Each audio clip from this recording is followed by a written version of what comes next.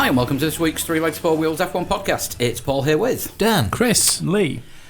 Well, that was a interesting weekend that we just saw. It was a talky race, wasn't it? There was a lot to talk about. Yeah, and during and because of and it seemed to be a race made for podcasts and not for television. Yeah, it was. It was. Yeah. No, it was a tense race, but It was not a race to show your friend who's just trying to get into Formula One, was No. it? Let's be honest. Yeah, you can tell it was a good. You can tell it was a podcast race because BBC's podcast was a whole 25 minutes this week That's from their because- usual 20. Oh right, okay. wow. how do they find the time? I'm just time shaming them.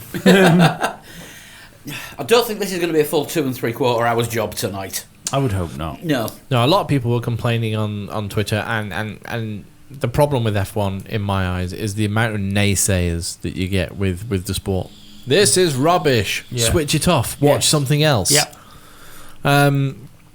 You know, a lot of people are like, oh, well, this is the aero regulations, ruining Formula One. Cars should be No, able to... it's Hungary. Yeah. Yeah, exactly. Hungary's always been a difficult track to overtake on, but...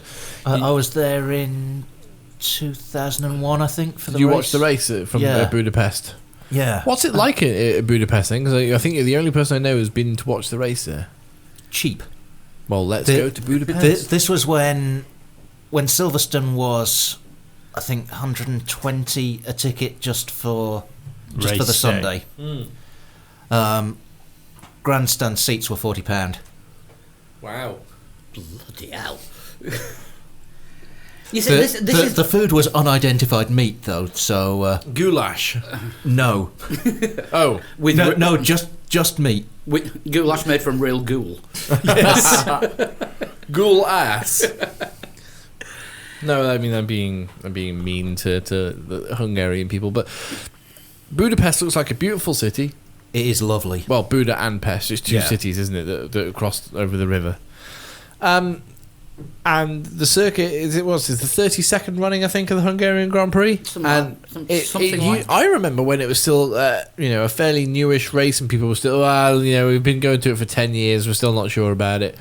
And that was like 20 odd years ago now, and it's become one of my favourites on the calendar. Yeah. It created a really tense race. It was a race Unfortunately, it was a race not full of action and not full of things going on track that you could always keep your eye on. But it was a race of like attrition, Yeah. race of and thinking strategies, and it was a thinking man's race. Yeah, It wasn't. it was tense. Yeah, it was tense. There was tension, and then nothing happened. A little bit like some really, really rubbish films that you might watch. If it but was tense, is that why everyone was camping behind everyone else? well, they were, but I mean, you talk about really rubbish films that you watch. We watched Birdemic on Saturday. yeah, Oh, that was it's amazing. the worst. That was a film. The birds were really unrealistic, and the people were even more unrealistic. The Emic was quite good. Anyway, But I just wanted to shoot down the naysayers saying about the aero design. I will agree that the whole idea of having a standardised rear wing could fix this. Yeah, and the only tweet that I saw which sort of was of any had any basis to it was actually Martin Brundle when he said he asked, is this the 2018 aero rules sort of coming into effect because teams are starting to develop for 2018? Well, it's not the rules, No, is it? No, but and he's saying, well, he said unload the upper levels of the car and load up the floor so that it sucks the car to the floor and get rid of the aero on the top surfaces. Yeah. So that might be the answer, but who knows? Martin Brundle is just a pundit, as is. I'm still worried about ground effect. Did you? There was one of our listeners a few weeks back. Is that another band? No, it's not another band. No, I'm pretty sure Ground But- Effect will be a band. Ground effect, probably, yeah. But they tweeted us some footage of the Williams and saying, I thought active suspension was banned. Because you saw it going towards the corner Yeah. and then lifting up off the ground. And I'm pretty sure that's the ground effect just letting go. Yeah. You mean the air pressure? This is science right here. This is science. Yeah, because it's a split, isn't it, of air pressure, and if you can It's control changing, how like, much, the rake of the car as it's coming in. yeah, Well, Yeah, there was a good sort of 6-inch difference in. Yeah, I right saw side. the clip. It lifted, but it wasn't just one side of the car. It was the whole car. the whole body of the car lifted. Yeah. It Wow. looked like a couple of inches. Yeah, but again, that's where the loss of air pressure due to lack of speed because of braking, and that's why the car will have lifted. Yeah. But yeah, that's crazy. If that's what it was, if it was because of ground effect. But I think that was possibly the problem that everyone was having certainly on both Friday's practice sessions, because the number of cars that you saw completely losing it on the final corner. Also, let's just quickly say, if Williams are cheating, they're in a real bad place. Yeah. Yeah, They can afford the fines though. Well, one of them can. Do you think all the other teams have seen they've got like an active suspension system, and someone said, "Should we tell someone?" No, just leave it. It's fine. Yeah, it's Just fine. leave them to it. It's okay. Just leave them to it. Talking of which, Williams are actually the first team written down on the Hungarian GP review. Yeah, we'll start with Williams because to quote a phrase or a term that is overused on cycling commentators, and Dan will back me up on this one, Paul di Resta, chapeau. Chapeau, yes. Got to take your hat off to him for the last minute stand-in job. Yeah, Absolutely. I mean, he was caught ironing his shirt by Simon Lazenby getting ready for the Sky coverage, and then he had a Which phone makes call. it sound like they share a room. No, he burst in. Simon Lazenby said he just knocked and walked in, and Paul di Resta didn't wait for to say hotel hello. No. rooms generally have locks. Yeah, Simon Lazenby he's like the don of all the Sky presenters. He's not just like the main No, anchor. he's not. He's the big boss. So he's got a pass key to everyone else's room, so he can go in and check up on It's them. part of the contract. Do you think he's touching like Damon and stuff? I think he just does it to shout. Really? He's also a Sounds part like a producer, pervert. isn't he? Isn't he a part producer of the show? Because he would have to be. Don't know. Because that's what he said. He was talking to Paul di Resta about the pre-show. Because look, pre-show's an hour away. We haven't spoken about what we're going to talk about yet. And Paul di Resta was like, right, and yeah, I'm just ironing my shirt. Then got the phone call, and then was like, right, and now I have to iron my Williams shirt because I'm driving. But it was, I think Claire Williams said it was 12 when they 12 on Saturday when they made the call. Which would have been 11 UK time. Yeah. So yeah, just So yeah. less than An 2 hour- hours. an Less hour than and 2 fif- hours yeah. before Q1 I started. did want him to beat Stroll. That was a shame. 7/10 at the end of qualifying. I know, yeah. Yeah. Yeah. Both Williams went out in Q1, of course. Although di Resta wasn't the slowest man on the circuit. That belongs to Marcus Ericsson. What more can permanently, forever. Exactly, but right, and it cut to Marcus Ericsson in the garage after getting knocked out in Q1, and he was smiling Didn't he end up ahead of Verline? in the race, possibly. Yeah. But he was smiling in the garage. Marcus Ericsson. It's like, hang on a second, you've just been beaten by a man who never drove that car Yeah. until today, Yeah. and he's faster than you. Because Marcus Ericsson is firmly of the opinion that he's completely and utterly untouchable. Because it's his backers that are basically keeping the team going. And after listening to Fred Vasseur talking over the weekend, that won't stay that way for long. But there's always when- a guy with too much money on the grid. Yeah, when the backers get wind of it, Fred Vasseur will be the one looking for a new job if he says Ericsson isn't anything other than untouchable. Yeah, but you've all like. Ericsson was classified 16 further line 15, by the way. Oh, was he? Yeah. But there's always some guy with. They were too jiggering much. about with the pit stops at the start under the safety car anyway, so Right. that's why they were both out of position. But like I've said now about 10 times, there's always a guy with too much money on the grid. But I think it says more about Verline than it does about Ericsson, because Verline seems to be on bar. Yeah, do you know what I mean? It's not like Chilton. He's ahead, but not a world ahead. It's not like Chilton and Bianchi. You know, where Bianchi was clearly ahead The of faster Chilton. driver in that Yeah, team. Yeah. It's not there, and I think does that leave Marcus Ericsson after this weekend the only permanent driver on the grid now not to score points this year? Jumper. And Palmer, yes, I suppose as well. Yeah. he's an interesting thought. Palmer hasn't scored points. He's had lots of 11s in qualifying and racing, Yeah, but he's- no he- points. He's Most Go on. unlucky driver since the last year of Coulthard's career. he's attacked Renault as well, hasn't he? But we'll get to that when we get to well, Renault. he ought to have scored points this weekend. Mm-hmm. He had the pace. He Yeah. did. Yeah. But we'll talk about that when we get to Yeah. Renault. But yeah, getting back to Williams, Paul di Resta did admirably in qualifying. Every flying lap that he did in Q1, 'cause I think he had 6 runs in the end, or six flying laps, I think it was. He was And half a second quicker. Yeah, every he was time. getting. It was about half a second quicker every lap. So, bearing in mind that there wasn't anything they could do with the car to make any changes, because I think you're only allowed to change the tyre pressures and the front wing angle. Yeah. So yeah. it didn't have One- a setup that suited him. No. It had a setup that suited Massa. Felipe Massa's setup, yeah. Yeah. And bearing in mind, Felipe Massa is a good 9-10 inches shorter than Paul di Resta. And may have a different driving style. Absolutely. Yeah. I wonder if this is going to be enough to get him a seat at Williams next year. Who, di Resta? Yeah. I don't think he did himself any injustices. If Massa's really sick, he might have a car for the rest of the year. Do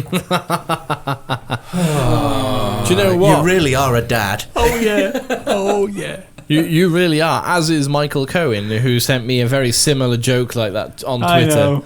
On Twitter. Did you get that? I threatened to give him a one podcast ban. Yeah, you know, I saw a hashtag banned. Yeah, to which I responded. I can't remember if I did it myself or on behalf of all of us, but you can tell Michael's been spending time with his kids again now that his family have managed to get over to see him in the UK. They won't make that mistake again. I'll say hello if you're listening, Michael. But You'll be listening. Usually is listening. One of the OG One of the listeners. original listeners of Three Legs, Four Wheels. And now living in Lincolnshire. What? And now he lives in Lincolnshire. He's getting closer. Moving on to Stroll, he had Williams said they were going to struggle, and he wasn't quick. He was Joe well said the struggle. He was faster than the Saubers. Lee said he'd struggle. Yeah, Williams in general was struggling. I mean, Massa before he was declared not fit to race was struggling. That might be because he was ill. I think it was because the Williams is not a good car on that Yeah, circuit. can I just point out all Mercedes-powered teams struggled a little bit more than normal on this circuit. Yeah. Probably because they've got the engine power, so they don't And then worry bits. about going slow. Yeah, which you'll probably see the reverse of after the summer break With Belgium. Absolutely. and Monza. Yeah. Yeah. Absolutely. I expect to see the McLarens back down with the Selbers. Yes, pretty much, yeah. But yeah, poor showing from Williams. Di Resta was classed as a retirement. Finished lap 60, I think it was. Yeah. With an oil There leak. was an oil leak in the end. Yeah, which is And sore feet because his racing shoes were too small. yeah, unlucky. But I mean, he had that. He had that bulldog spirit, didn't he? And just like not giving up, just sort of just doing the best he could do. I think he had a problem with the car before that because he was ahead of both Saubers and then he dropped behind them. And then a few laps later, that's when he was called in to retire the car. So it was unfortunate for him, but he was given zero notice, got in the car, and did a pretty good job. So I'd like to see like you said, chapeau, Yeah, Paul di I'd Resta. like to see what he'd be capable of over the course of a full weekend, actually getting the car set up for for him, himself. and see how he compares to Stroll then. I tell you what, if it was old style qualifying where you had like One shot. no like old style opportunity. qualifying where you had like You've got 12 laps over the course of an hour. yeah Yeah. that must have been the album version. You've only got 12 laps. Do not miss a chance to go. Mr. M. I don't think that's very good. But what I was trying to say was, Sorry, Lee. if he'd have had like the hour and the 12 things to just go out and put the laps in like And no that, Parc Fermé regulations. he would have outqualified. Even with Parc Fermé regulations. Yeah, but if it was the old qualifying of Yeah. that style, you could do whatever the hell you wanted to the car in that. But time. even just with a longer session, the way he was improving, and Stroll got to where he was, and then just hit a wall and couldn't go any quicker, he'd have outqualified Stroll if that qualifying session was longer, and he had more. He had more opportunities to go around the track. Possibly, yeah. Yeah. So poor showing from Williams. Poorer showing really from Sauber.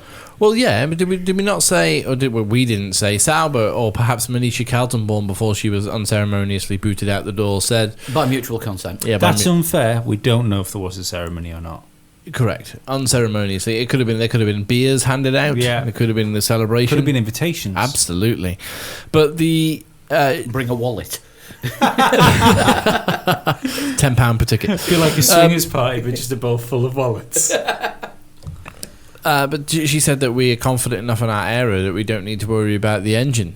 Do you remember that? Yeah. The power of the engine. Yeah, the whole reason why they're using last year's Ferrari engines. And apparently aero from 1983. Yeah, Well, I didn't think, we say... I think this weekend gives light to the fact that they the have aero any is kind of shite. chassis or aero No, package. Well- they've got no chassis. They've got no power. They're just shit. They said that they were bringing an absolute raft of upgrades, and to be honest, they'd have been quicker if they'd have done the whole fucking weekend in a raft. I mean, we said it, and it's not often that we get a part, unless it's me talking about Williams. It's not often that we make predictions. No, when you talk about Williams, you managed to find a way of segueing into McLaren. This is true.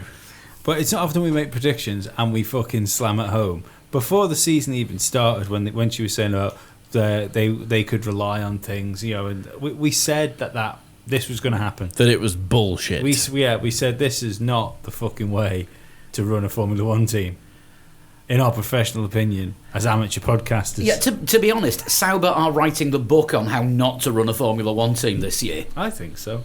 You know, we thought it was bad last year with the two drivers trying to kill each other. Yeah. Which, all right, that may be the way to run a Formula One team because that's what Force India seem to be doing at the minute. But no, Sauber are just. I mean, all these upgrades they were meant to be bringing. They had a new front wing that we didn't see, new side pod aero that we didn't see, and a new floor that we didn't see.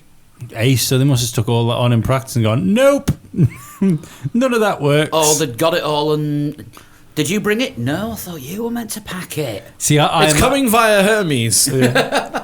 So it's actually turned up. There's a note in the garage. Yeah, no, there's a note through Romania's front door, and it's in Bulgaria's garage.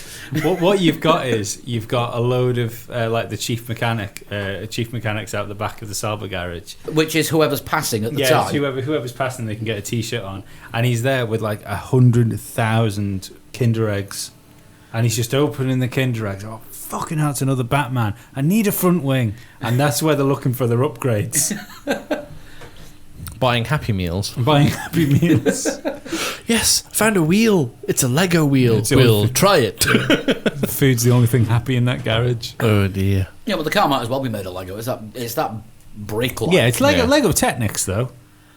No. No, I said Duplo. Stickle bricks. To be fair, when it comes to Sauber, the only, and this weekend in Hungary, when it comes to where they were classified, in inverted commas, the only person who finished the race as classified was Nico Hülkenberg, and he pulled in 3 laps before the end. Wow. They are the rest of was Hulkenberg retired, and he was only a lap behind the Saubers. yeah, he pulled in 3 laps before the end and was still 1 lap behind the Saubers. Oh, I can't wait to talk about Hulkenberg looking forward. Well, we actually do have Renault next on the list. Suck my balls. Suck my balls, honey. That's what he said. Suck my balls, honey. So I am, of course, referring to Kevin Magnussen's post-race comment to Nico Hülkenberg when he was told, that was very unsporting driving. Why did you force me off the track? Suck my balls, honey. It's like the Milky Bar Kid's a rapper. A little bit. An albino, strange-looking... He looks like a fucking muppet. I don't mean that in the Who, British. K-Mag or Hulkenberg? K-Mag. No, fucking Hulkenberg's a handsome man. We're talking about Renault, Well, not to be honest, not Haas. we'll do what we do for the front two teams usually, because we've got Renault and Haas next to each other on the running order, so we might as well just lump the whole lot together and stick them in your mouth and suck them. Well, Grosjean... I could see the delight in your face as you were coming up to that punchline. Oh, I've had that one sitting for about the last sort of couple of minutes. Hours. Days. Grosjean retired, so wasn't really part of the... Yeah, the Of the race. cross-threaded one of his wheel nuts. Yeah, which Yeah. was... So we're talking about nuts again. But Grosjean and Hulkenberg had a coming together at the start. And was it Grosjean that accused Hulkenberg of driving like NASCAR? Yeah, well, think so, yeah. we think that's what gave him a slow puncture. Possibly. Yeah, because he was slowly losing pressure. They came in for a tyre stop, Yeah. sent him out again, and it was like, we cross-threaded it. Do you want to make your way slowly back to the pits? To which Grosjean went, fuck this, and just pulled over and went, Yeah. I'm out. Well, no, I think the wheel was going to fall off. I think wasn't it was. Yeah, I think it was close to coming off, so we had But to stop.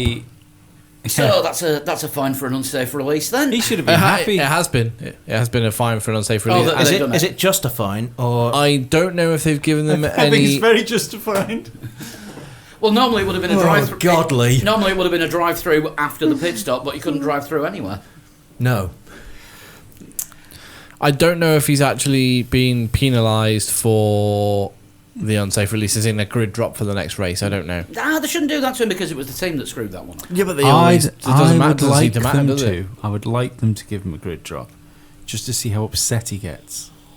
And how crashy he gets into the first corner at Spa. Yeah, and how moany he gets because he does. 2012 got nothing on me today. Yeah, if you gave him £1 million in a green envelope, he would complain he doesn't like the colour green.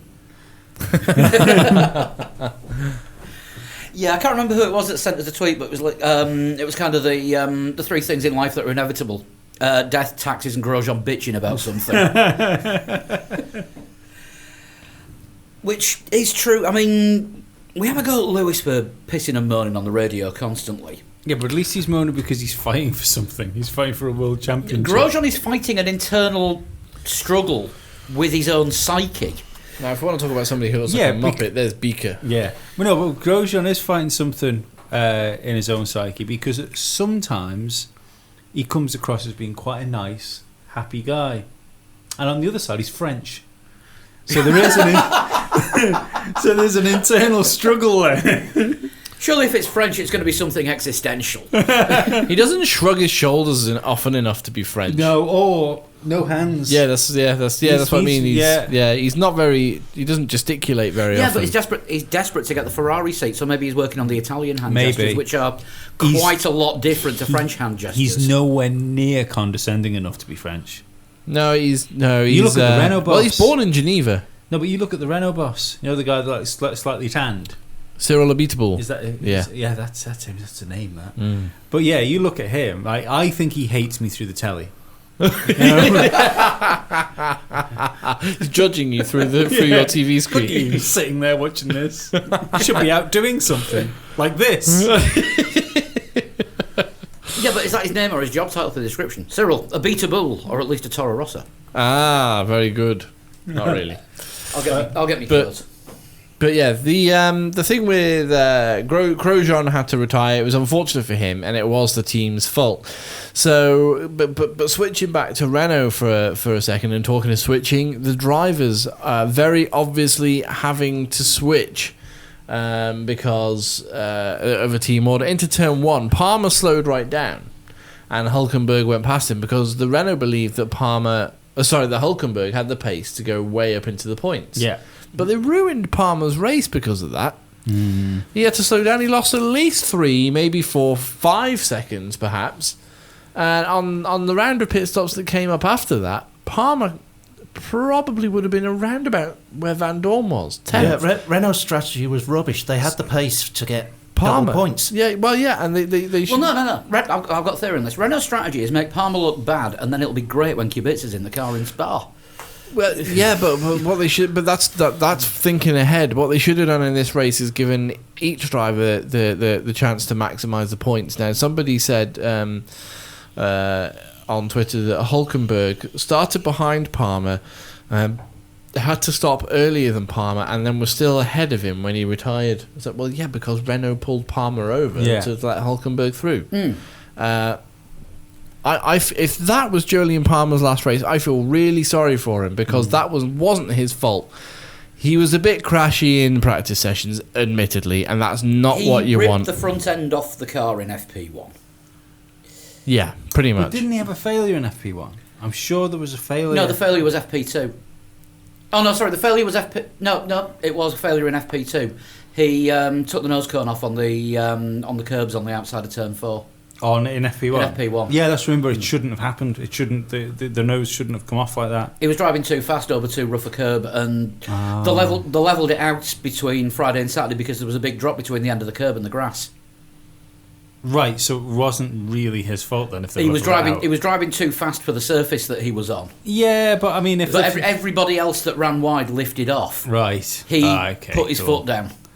But Yeah, so he was trying to go fast. You can't No. penalise a racing Not driver really, for no. that. Yeah, trying to go fast over grass. Probably not the best no, move. but what I'm saying is if they've gone and rectified it after his accident, that's a problem with the circuit, not the driver. Yeah. If that was anybody else but Palmer, Yeah. we wouldn't blame them. Or Kvyat. Yeah, if it'd been Lewis that had done it, or Vettel, it would have just been, they're going to change the track now. Yeah. But we're jumping on that because it's Joe. Because it's Palmer, yeah. Yeah. I agree with Lee on that bit, but I think he had a reasonable race weekend. yeah, he did okay pace wise. He was all right. He was 11th, I think he qualified, Yeah, and it was only actually 0.02 of a second outside 10th. but he's still outside it. I think that's the big problem. I mean, He's still 11th, but he's getting closer. but has he run out of time? I think so. I think he has, but I think it's unfair that he has because he's not had enough time driving the car in race conditions. In the 25 minutes of BBC podcast, is it Jenny Gow that does Yeah. that? Yeah. She seems to be under the impression that it's going to be they've made the decision on Jolyon to get rid of him, and at some point this year it's going to be Carlos Sainz makes the move from Toro Rosso to Renault this year, Like mid-season. mid-season. Well, that would be spectacular. But I don't. Palmer attacked Renault after the race, saying strategy was terrible. They favoured Nico over me. Now, It's fair for them to favour Nico over Yep. him. He's the faster driver. well, he was, but both up until the point where they palmered Palmer, both drivers had a chance of being around about where Stoffel Van Dorn was. Yeah. But because they pulled Palmer over to let Hulkenberg through, and then Hulkenberg had his issues, they lost that massive amount of time in doing that, and it was a gamble that didn't pay off for one driver. Only one driver was going to come out well with that. As soon as they switched those drivers round, Hulkenberg was the only driver who was going to do well. If they'd left them as Palmer and Hulkenberg, because Palmer wasn't holding him up. I don't know. Hulkenberg was. He wasn't even within. I don't think he was even within DRS range when Palmer pulled over. He had been frequently in DRS range for a few laps and then backing off and then. I remember him going saying back he's to- going to take a breather and come back at Yeah. them later on. But at that point, he was attacking the Force India, and I think it was Carlos Sainz as well. They were looking at getting to, which would have put them again after the stops. With Stoffel Van Dorn attacking them for points and not what would have been the other way around. Yeah, I can't fault them for swapping the drivers around. It's a sensible race decision. If you can't But I if you can- can't fault team orders, you're going to love the rest of the race, Dan. Yeah, absolutely. I don't know if I agree with that because I think both without that team order, I think both Renaults had a chance of scoring points up to that point. I think the only other thing is we don't know where Hulkenberg would have ended up. Yeah. And that would, if all of a sudden Hulkenberg was fifth and he managed to stay in his fifth and finish in his fifth, Then it would have looked like a it sensible would move. look like a sensible move. Kevin Magnussen fucked Renault's plans. Yeah, that was the incident that's being most talked about after the race when going around turn 2, Nico Hulkenberg tried to go around the outside of Kevin Magnussen, and Magnussen just kept drifting. Left no space at all. Well, he left a little bit of space, and then as they got halfway around the corner, there was pretty much no space. Then on the exit of the corner, Magnussen was off the circuit, so Yeah. Hulkenberg had nowhere to go. How do we feel about that? I think Magnussen's a dick for that. I Right. really do. I agree half, because I do think Magnussen's a dick, but I don't think... All right, I think that was a dick move. I don't... It's a dick move. It's a dick move that Senna would have pulled, that Schumacher would have pulled, Exactly. that Hamilton would have pulled. that Vettel pulled on Alonso Yeah. in the Curva Grande. Yeah, Not and Curva Grande, was it? What was it? was a- Parabolica? Parabolica. No, No, it was Curva Grande, yeah. Hakkinen would have done it to Schumacher. Yeah. I think that is... It was safe because he wasn't going to kill anybody. He pushed him off the circuit. Fair enough. Not but- into a wall. But in the same respect, he only pushed him off the circuit because Hulkenberg stayed in. Hulkenberg realistically Could have dropped behind him. He should have known what was going to happen. You know, it's yeah, of course, because just the way that corner is, it's so easy just to run your man out. So, I think the penalty was harsh for Magnussen for that. I think it was a touch and go. I think it was Did he get given a 10-second time penalty? Yeah. I think it was the very edge of what should be encouraged. You know, it should have been looked at, and he probably should have been given a reprimand. You know, after the race. I think you have to leave drivers in. If a driver has started making his move, like if, for example, I mean, we had this debate with Verstappen over the last couple of years. Yeah. But if a driver goes to make a move and you block him off, then that's fine. But if a driver is already making a move and is alongside you, you've at least you're well within your rights to push him so that there's literally just a car's width on the track. Yeah. But don't push him off the track. Leave him no room. Yeah, but it's that. Essentially, Look at what Rosberg essentially did. all Magnussen did was take the racing line. If Hulkenberg wasn't there, Well, no, because the racing line is actually on the track and Right, okay, by the apex, Magnussen. I don't see any was difference off the track. I don't see any difference to that to what Rosberg did to Hamilton in Spain, where they both came together last year, where Rosberg just sort of drifted over and closed the gap when Hamilton was. No, I clearly think it's alongside. totally different in a straight line. On a corner, he's taken the racing line, and because there's a curb there as well, which you constantly see the cars go over and then come back out. If Hulkenberg hadn't been there, he'd have been on a very similar line to what he was when he pushed Hulkenberg off. Hulkenberg wasn't ahead of him by any way, shape or form. No, but he was alongside. That's the thing. He was alongside until Magnussen started pushing him out wide. And yeah, but Magnussen was already. He stuck his car there. Magnussen was already going in that direction. He didn't stick his car there, and Magnussen thought, "No, you fucking don't," and then started driving towards him. That was his natural line. But he turned. The move wasn't on. Essentially, He went to make the turn late, or later than he would have done. And the only other To thing run Hulkenberg wide or make him back off. Hulkenberg didn't back off, and that's why he got pushed out.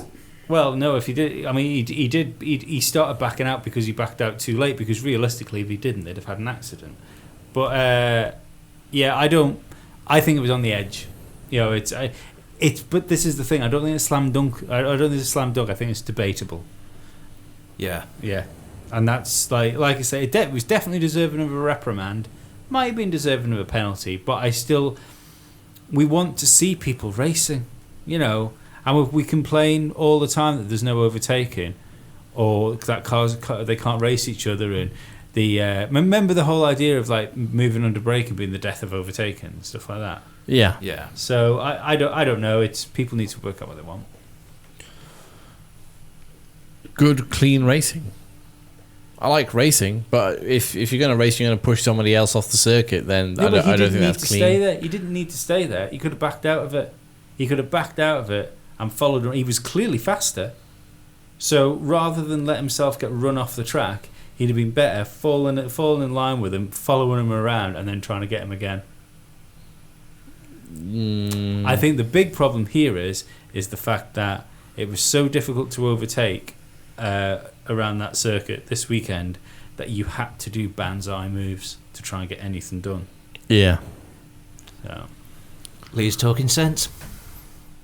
End of days. Toro Rosso. Hang on. We're not going to get onto the dispute. Well, I thought we'd already sort of touched on it. Well, The whole ball gate. Because that was what I was going to say. I didn't mind the move. I think what as a professional sportsman, I think what Magnussen said to Nico Hulkenberg makes him a fucking bellend. Oh, absolutely, yeah. When Hulkenberg just approached Kevin Magnussen after the race, as racing drivers do, every time there's a bit of a dispute, they always approach each other after the race. Sometimes in anger, sometimes just to sort it out between themselves, and who can quite forget the classic amicably. Lewis and Massa? Don't Oh touch yeah, me, well, man. absolutely, Yeah. nice job, mate, nice one. With Massa sort of slapping him on the shoulder, and So Hulkenberg came up, held his hand out to shake hands. I said that's really unsporting driving, but No, he held his hand out to shake hands, and Magnussen blanked him. And he said something along the lines of, typical from the most unsporting driver on the grid. yeah. To which Magnussen turned round and told Hulkenberg to suck my balls, honey. Which Gunther Steiner has backed Magnussen for saying. Gunter Steiner's come out today and said Hulkenberg is a bully. Hulkenberg's a bully. Hulkenberg. Hulkenberg, the guy that's renowned as one of the nicest men on the It was in a the paddock. It was a 5-second penalty for Magnussen. Oh, it's 5, was it? Yeah. German Jensen Button, Yeah. as you called him before. Yeah, he is. He's another one with a quietly, like, exceptionally strong hair game. It's quiet about it because it But doesn't it's really good. change, but it's good. Yeah, and when he wins that first race, there'll be no stopping him. No.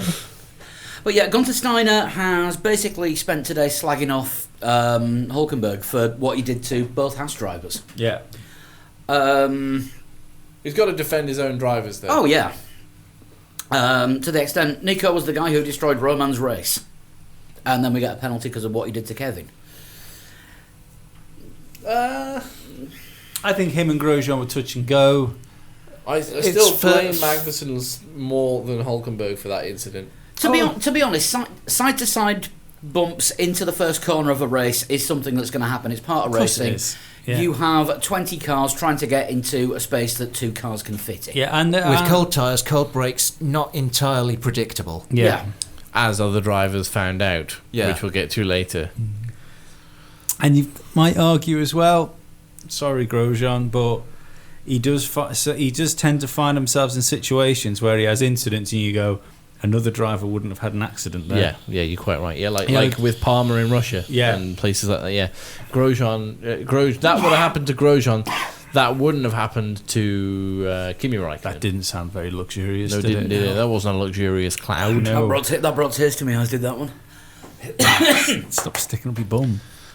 Don't That's get where I'm emotion. going wrong. Stop getting an emotional attachment to your clouds. You won't cry when they're gone. Should we talk about Toro Rosso then? Yeah, Toro Rosso. Why not?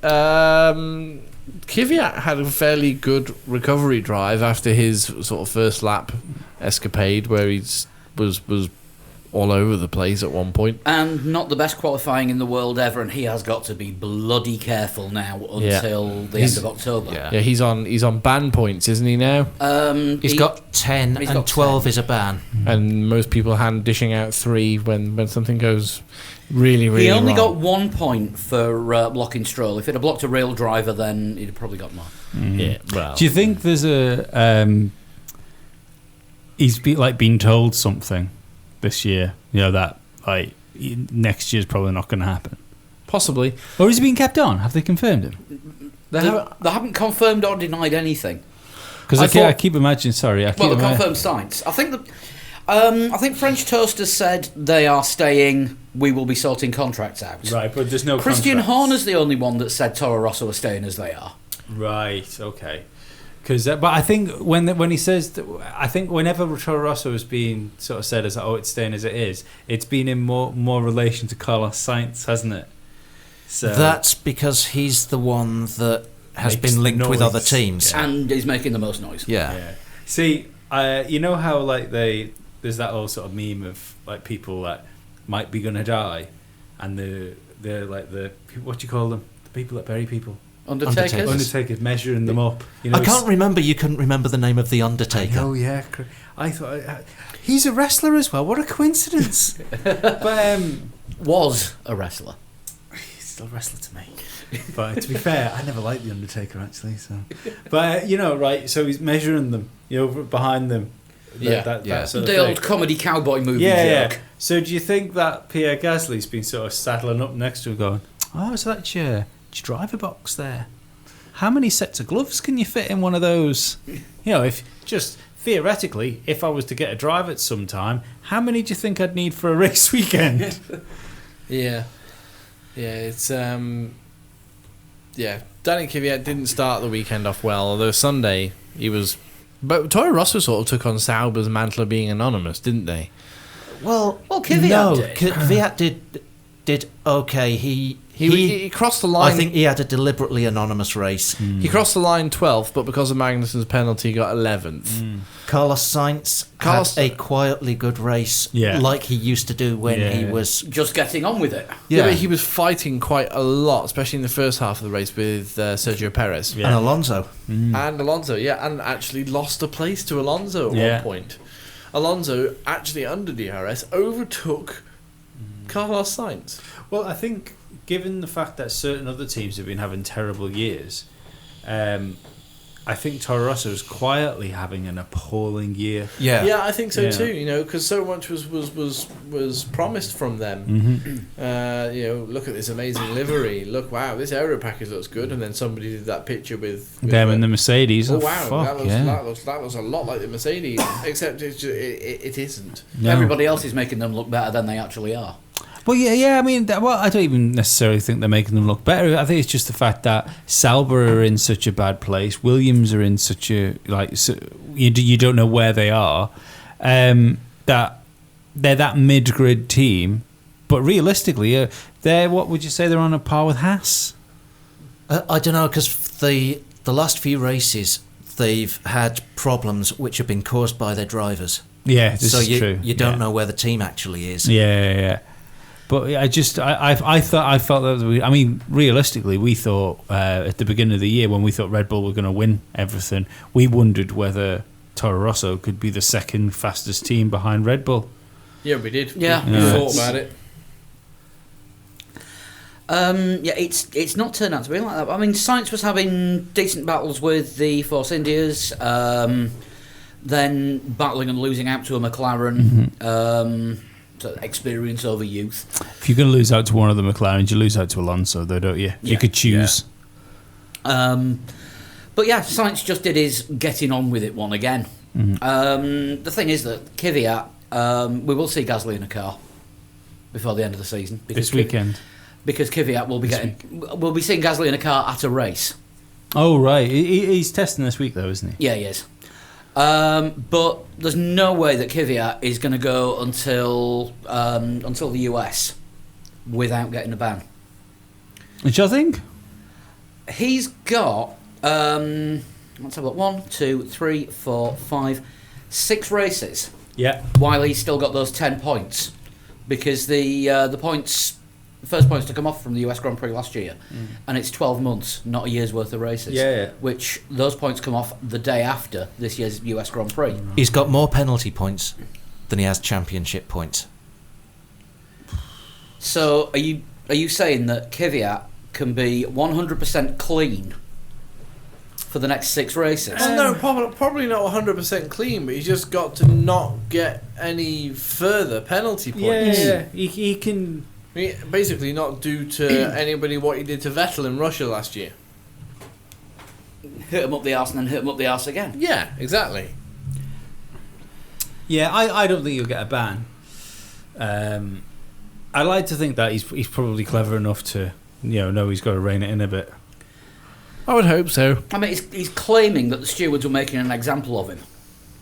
And if they are, then it's unfortunate for him that they've chosen to make an example of him.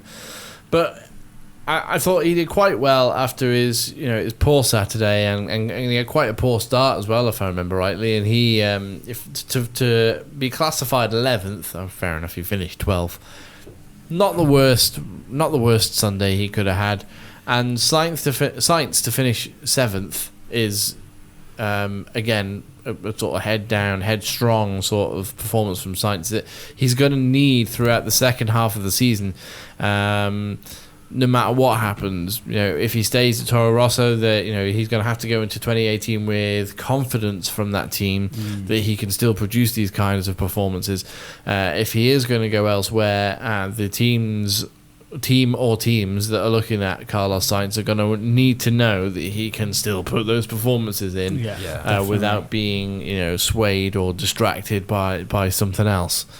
So the long and short of it is Sainz has just got to keep doing what he's been What doing. he was doing in the early part of the year, Yeah. where we kept on saying Carlos Sainz, you didn't see much of him in the race, but somehow he finished 5th. Well, yeah, exactly. And again, didn't see much of him in this race, but he finished 7th. He clearly doesn't want to be there, though, doesn't he? That's the thing. Yeah, And I do think it does seem to be affecting his race by race performance. When no one wants to be in Toro Rosso. no. It's not a team you want to be in. You go there because it's a stepping stone to the Red Bulls. I think when there was loads of rumours and stuff about Max disappearing or Daniel disappearing, that Red Bull has made enough strides now that I think they would be silly to decide to move. I've always thought that even when it was 70 seconds off the pace, Yeah. it's still a team that there's no point running away from them Yeah, because they've yeah. had a few bad races. Well, They know how to win championships. Well, you look, like you say, within 70 seconds off the pace, look at this time they've made up this year. Yeah, but I mean, nobody. I think what Dan's trying to say at the beginning of his point was that nobody walks into their first day at Toro Rosso and thinks, "Gee, Toro Rosso, I'll stay I've here." made it. Yeah, no, they go to Toro Rosso to be like, "Yes, right, I've got to prove myself to get to the Red Bull team." Yeah. And Carlos Sainz has more than proven himself. Mm. It's just a shame that there's no seat available for him at the Red Bull team.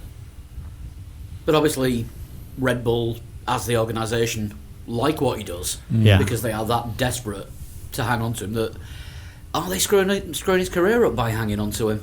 Yeah, definitely. You know, the best thing that they could do is send him out on loan.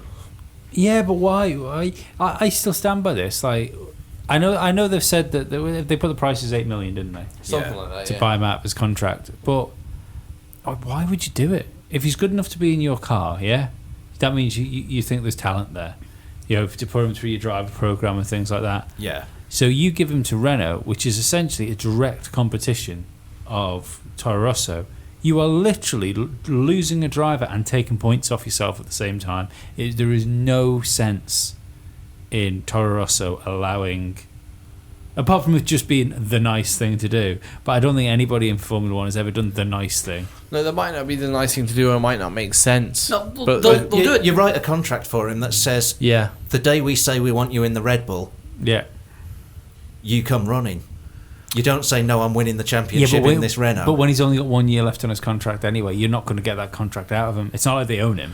You know, it's... no, but They'll do the Red Bull thing and send him to Renault, but we'll send him on fire. Yeah. no, but the point I've made again I am running the risk of repeating myself a little bit here, but it's not necessarily what Red Bull want. It's not necessarily, well, I think it's probably what Carlos Sainz wants to happen, but it's unlikely. There will be a buyout clause in Carlos Sainz's contract because Sainz's people will have wanted that put in there. And if it is around 8 million and that 8 million just comes up, Red Bull don't really have an awful lot to stand on. Well, yeah, okay, you've come up with the money. Now we sort of, contractually obliged to allow you to talk to I another don't think team. he has. Because There will be a buyout clause in his contract. There's a buyout clause. There'll be a buyout clause in everybody's contract. But I think it's only a buyout clause on Red Bull's side because it's paying them back for their investment in his career. Yeah, absolutely. And if that amount is met, then it doesn't matter whether or not they think he's the best driver for their team and their car. If that money is stumped up by somebody, they then contractually have to allow him to go I and think talk to it'll be a someone else. protection thing on their side. As in, like, if you want to leave the team, we want this. It's up to us whether we accept it. I would agree with that. Most teams would have a buyout clause, like Chris is saying, but because of the way that Red Bull is structured and their young driver program, I think they're unlikely to have those And clauses the other in there. thing you've got to remember is when he come into Formula One, I think the difference with Max was his dad. Whereas well, Max didn't come through the young driver program. exactly, but they They have said we want Max and stuck a Red Bull label on him. Whereas Carlos Sainz has come up through the traditional program. I don't think Carlos Sainz had the. He didn't have the weight behind him to pull any punches with his contract. Because if he'd played something like that, they could have just gone, no, we'll just take one of the other. We'll put Gasly in. Yeah. There was no, just because he's got the name of a famous rally driver, didn't mean he was going to make a good Formula One driver. No, but I mean, he has proven himself now, though. Oh, He he signed has now. he signed a second contract with that team. Yeah. That's how long he's been there. Signed a second contract which was long enough to have an option on, which is what they're taking up for next year. But did he sign that, or was it their option? He's on his second contract, and as part of the second contract, there was an option on it for 2018 as well. Yeah, but it's not his option. It was an option that the team could choose to take. That's what I mean. Red Bull, or when it comes to the contracts of their young drivers, it's always in the team's favour. The house always wins. Yeah. So. It's a shame. Yeah. Force India next, and they're fighting again. Yeah, did anybody catch the interview individually with the Force India drivers with Well, we're not going to see an interview with them together for the foreseeable future. No, You got no. Gops. Esteban Ocon saying, "Oh, it's definitely what happened in Azerbaijan. Even though it's gone now, it was definitely a racing incident. The team, assured me that it was neither completely my fault, neither completely Sergio's fault, and it was just the way it was." And then Perez's individual interview. Doesn't matter what the team say. Yeah, doesn't matter what the team say to Esteban Ocon. I said I know what the chief engineers have said to me, and that's it. That is that it was Esteban's fault 100%, and he's an idiot. And the latest one What was it? Lack of intelligence. Yeah. Yeah. Yeah, and the latest one is now Ocon has said that Perez damaged his car in turn 1. Oh really? I Yes. missed that. No, this is the latest fight. They came together at the first corner. Yeah. And Ocon had bits missing from... So they qualified quite close to each other, didn't they? Yeah. But Ocon had bits missing from under his right side pod after they came together, and he's saying, Perez hit me. And it ruined his race, And perhaps? it ruined his race. Well, yeah, he finished behind Perez. Well, yeah, but did he not line astern behind Perez? 7th, 8th and 9th, was Yeah. he? Sorry. The quote is, I don't know what Sergio did, but he probably missed a bit his braking points and ripped off my floor. Which, aerodynamically, your floor is incredibly important now in Formula 1. Whereas it used to just be a place where the drivers Most sat. things, mate, doesn't matter whether you're in a house, Yeah. a boat, floors are important. But floors aren't important aerodynamically in your house. No, just structurally. Yeah. My floor generates lots of downforce. When you're walking on it. Well, yeah, without it, who knows where my house could end up. Exactly. Going into turns, it'd be almost undrivable. It would be. It would be pretty undrivable. Dan lives in a van. Your house was built by Dandara, they're meant to move. They'll withstand earthquakes. supposed to settle, not settle in different postcodes.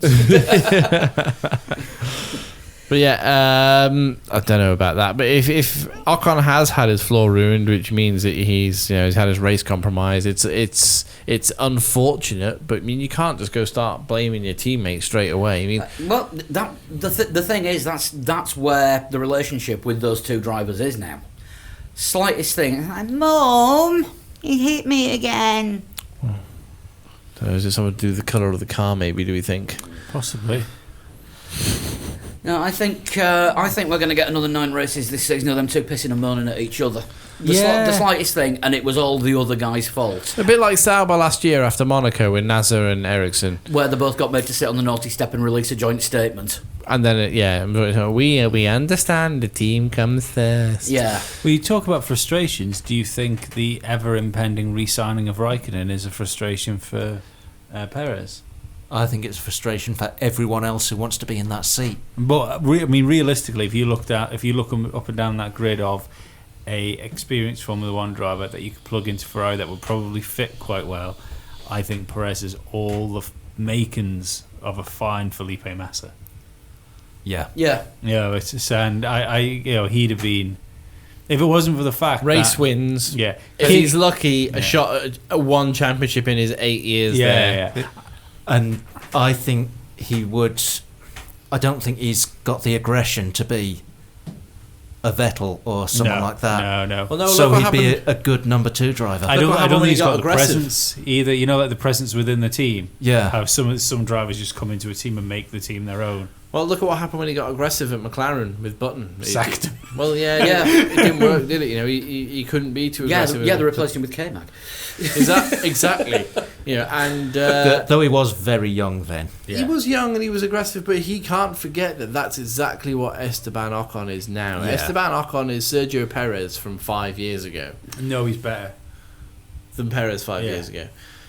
Yeah, but I mean, in terms of being aggressive and sort of I don't desperate know, to get past. He's better than Perez in a McLaren. Yeah.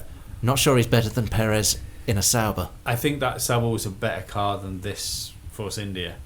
So, Oh, yeah. Yeah. Bearing in mind, this is still Ocon's full year hasn't come about yet until Belgium. Nope. He still hasn't done a full year in Formula One, and that man's a fine Formula One and driver. he's only failed to score points once so far this season. He One seems like race. such a nice lad as well. See, it comes across quite well, Yeah. yeah. But hopefully he's not a prick. Instantly makes Sergio the heel. I think Force India made a big mistake, and that mistake was a few races ago when they should have swapped the drivers round. Yes. And they said to Perez, maybe you should think about moving over. And Perez said, no, I'm not going to. That was Canada, wasn't it? Canada, yeah. They should have said, Perez, You're move moving over. over. You're absolutely right, because they cost themselves a chance of a podium, and they essentially they destroyed the relationship with their drivers because of their weak team management. Correct. Yeah, I'm not sure they destroyed it there, but it put it down the bad path. Oh, they lit the fuse. Yeah. Yeah, Yeah, and now it's just gone Yeah. off in the faces. Yeah. And I do think like Perez was spoken about for that Ferrari seat, and I don't think any of those the drivers at Ferrari are going anywhere now. No, but we'll get to that. Yeah, it's like, remember when I said last year at some point that it's going to be like we're all going to be just saved to a mainframe in like the year 337,000 million. We're still going to be doing this podcast, and Kimi Räikkönen will still be driving for Ferrari, And we will still be asking, is he going to stay on another season? Oh, I can't see it. Oh, Kimmy's just signed. Again. Yeah.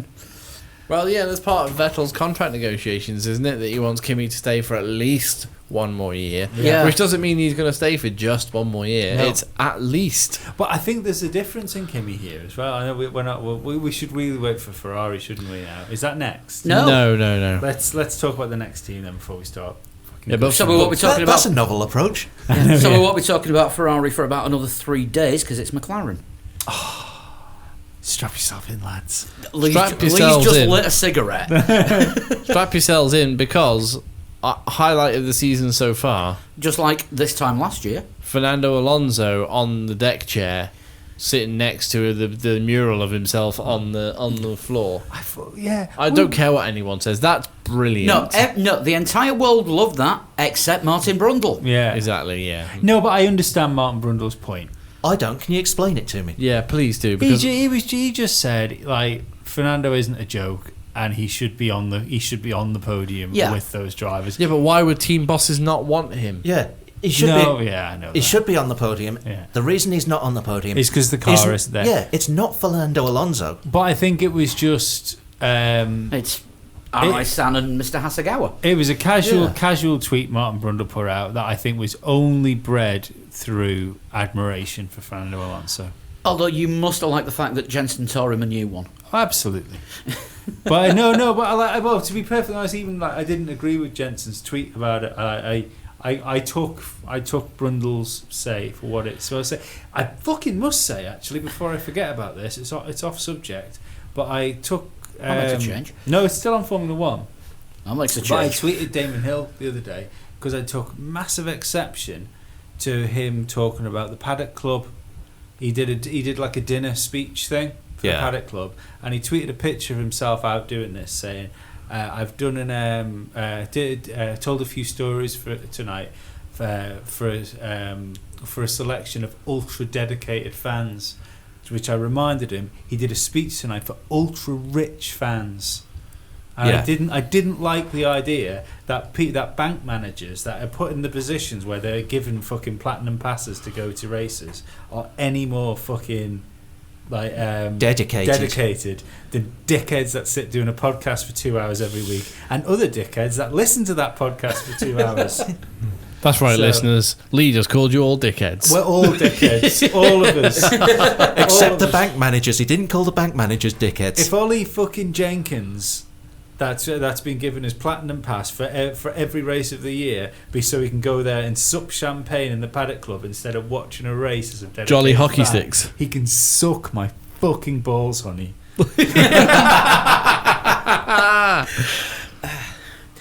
No, I think what Fernando did during the podium was kind of pressure release. It was his birthday. It just had the best weekend of the season. Last day of term before the summer holidays. He brought his toys. Yeah, fuck it. He brought his toys instead of throwing them out the pram. Was the deck chair in Hungary, was it? No, it was in No, it's Brazil in a couple Brazil. of years ago. Yeah. That's why I thought it didn't make sense. Well, it's because it's the holidays. They painted, Yeah, summer holiday. oh, they yeah. they painted that mural of Alonso Yeah, on underneath the podium there, didn't they? With Because the it mural sat was on the him beach. sat on the beach, not at the track. Yeah, Alonso sat on the beach, in his famous deck chair position. But then for him to do that whilst they're spraying champagne upstairs above him is I'm sorry, but it is legendary. Yeah. It's wonderful. No, it was. I enjoyed it, but I'm just saying, like, I don't think people should be too harsh on Brundle's tweet because, like I say, it was a tweet born from admiration. Not 75% of that tweet was spot on. It was just the last bit that let it down. yeah. That tweet had a good FP1 and a good qualifying. Had a terrible just Sunday. race pace. Magnussen pushed it off the track. Yeah. But shall Damn we you, talk about K-Mag. McLaren's performance? We've talked about the mural. Let's Yeah. talk about the performance. Double points. Double points for the Double first point, time yeah. this season. Oh, Van Dorn points for the first time this season. Yep. Did they have double points at all last year? Yeah, Hungary. Yeah, Hungary was Hungary. Yeah, the best weekend that I can remember from McLaren in a long time, where I think on Saturday amongst our group chat on Facebook I said, well, hang on a second, look at all the pace of all the rest of the cars here. I was like, you've got Ferrari and Mercedes mixing it, because on Saturday of course they were mixing it a little bit at the top, and then Red Bull, after looking dominant on Friday, were a little bit behind. Yep. Fourth best team looked like McLaren. Yeah. Like Alonso and Van Dorn were there quite consistently. They were way ahead of Williams. They were ahead of Force India most of the time. Toro Rosso didn't stand a chance with them. Renault team didn't. Alonso has said in the past, this car is the fastest car round corners. Going through corners, no one can catch me, and I can catch other people. Yeah. I think that was true this it's like a weekend. rocket in the corners. Yeah, Yeah. absolutely. And we're at a circuit where there is nothing but corners. It's proven true. Alonso was given the fact that Danny Rick didn't finish, he was the best of the rest. Well, before he somehow set a fastest lap, which is phenomenal. Yeah, How did yeah. that even happen? I thought By going faster than any of the other drivers over the course of a lap. I think I'm because still in a floored. Honda. because of the reliability problems, they turned the car down for the race. I'm sure of it. So last lap, knock it up. knock it up. Yeah. Yeah. It was just about all new parts in that engine, because I think he'd taken penalties for Britain. practically So we can every- guarantee it's going to every blow up in component. Belgium. Probably. Yeah, but Belgium's going to be a shit circuit Oh, yeah, for I them. know, So Yeah, So Belgium, will Monza. in Yeah. Belgium, that car is going to be turned down to 1. I wouldn't mind betting that they take more penalties in Belgium, knowing that the next race might be better for them. Mind you, was it Monza after Monza. that? Next yeah, race Monza won't be better for them. So So maybe well, don't forget, Belgium last year was what was it? Between Fernando Unless and it James, rains. it was the 130 places Yeah, between yeah. the two of them. They actually started in France. Yeah. Unless it rains, of course. Because it was Alonso Hamilton back row, wasn't it, last year? Yeah. They bred and Belgium. fished the engines, didn't they? They left Belgium with more engines than they got there with. Yeah. If it rains at Belgium or at Monza, that nullifies the fact that it's a power circuit. Then I'm not sure at Belgium that it would nullify it because there's long straightish bits. It's not.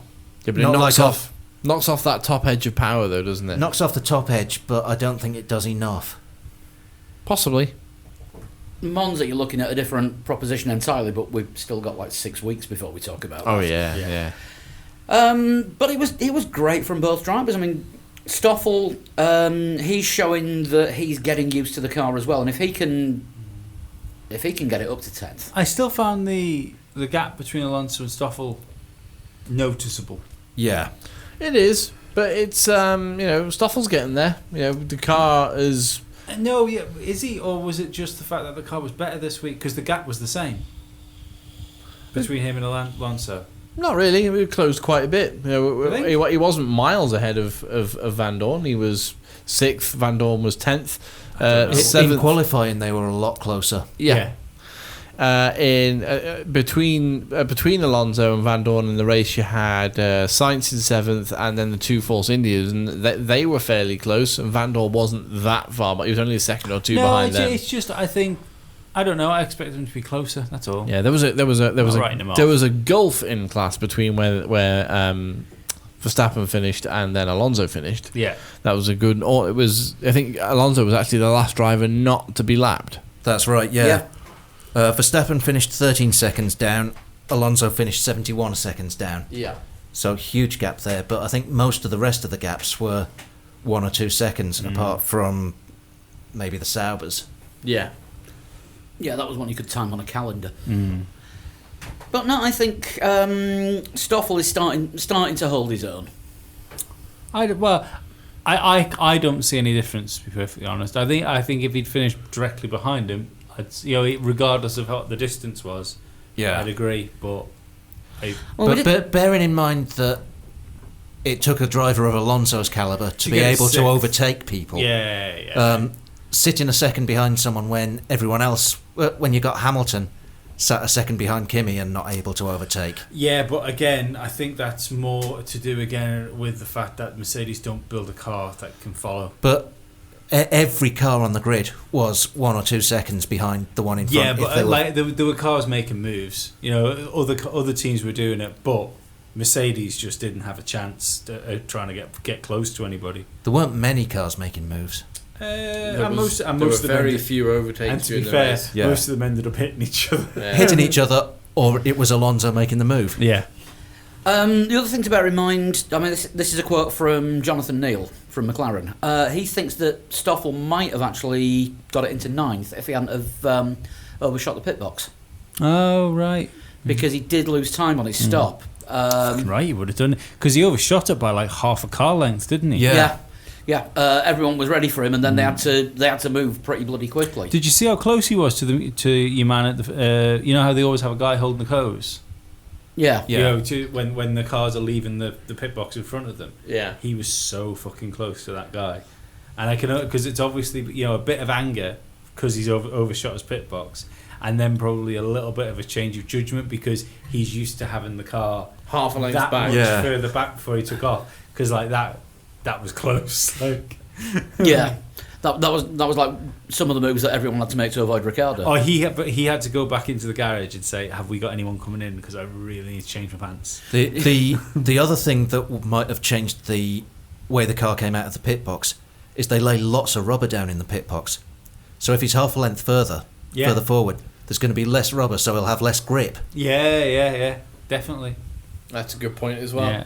Especially for the turning, the turn to get out of the pit box. Yeah, because he'd be expecting to be turning on the rubber that was there from all the turns that he'd done. And it's not tarmac, it's polished concrete, basically. Why? Yeah. Why is that? Don't know. All the pit boxes are concrete. Because it's easier to clean liquid leaks off the polished concrete. Right. Liquid leaks from Grosjean's tears. That's the one. Both equally acidic. Yeah. Talking of liquid leaks. See, now I've got Alien in my head. That he cries and it starts going through all the decks of the ship. But Chris was just about to do a really smooth segue there. Yeah, you took away his polished concrete segue. I did. Talking of liquid leaks, Daniel Ricciardo had a liquid leak over almost everyone. He did. I am amazed that they didn't bring the red flag out. I think that hurt Jopo. I think it hurt his trousers. It was a hell of a last-second move that he made to get round Ricciardo when he spun. Yeah, but you could see on the camera there was whatever was spurting out of Ricciardo's radiator fluid, cooling all over the camera. So presumably all over the rest of the car as well. Yeah. Now, was that penalty on Verstappen harsh? I think so. A 10-second time penalty. I mean, it's the beginning of the race as well. I think if you look at what he did and say, okay, at what point could he have made a decision that wouldn't have led to that crash happening? Yeah. Could have braked a fraction. It's really difficult to see what decision he could have made. I think the problem is he had so much room. He had so much room on his left-hand side that he could have quite easily given the position up and kept his own. He could have kept his own. He was line. on full lock though. He was beaten essentially. He was beaten. That move was done, and I think the reason he got the penalty for that, it wasn't like Magnussen. Like Magnussen's was a slow run out. that was a total reactionary thing. Magnussen Shit, was I in. need to do something about this. Magnussen was in total control. Yeah. He decided to do what he did. Yeah. Yeah. Whereas Verstappen locked a wheel and even on full lock No, couldn't. I think he decided to do what he was going to do, but it was just a much more violent thing which caused the lock-up. You know, He'd already locked up going into turn one. He was recovering from that and then locked up again. no, but he locked up because he was trying to defend Ricciardo. He made the mistake because he was trying to stop Ricciardo getting past him. Yeah, because of the lockup that he'd already made going into turn one. Which what I allowed mean Ricciardo is, to it's pull not alongside. like he accidentally had a lock up and Ricciardo happened to be there.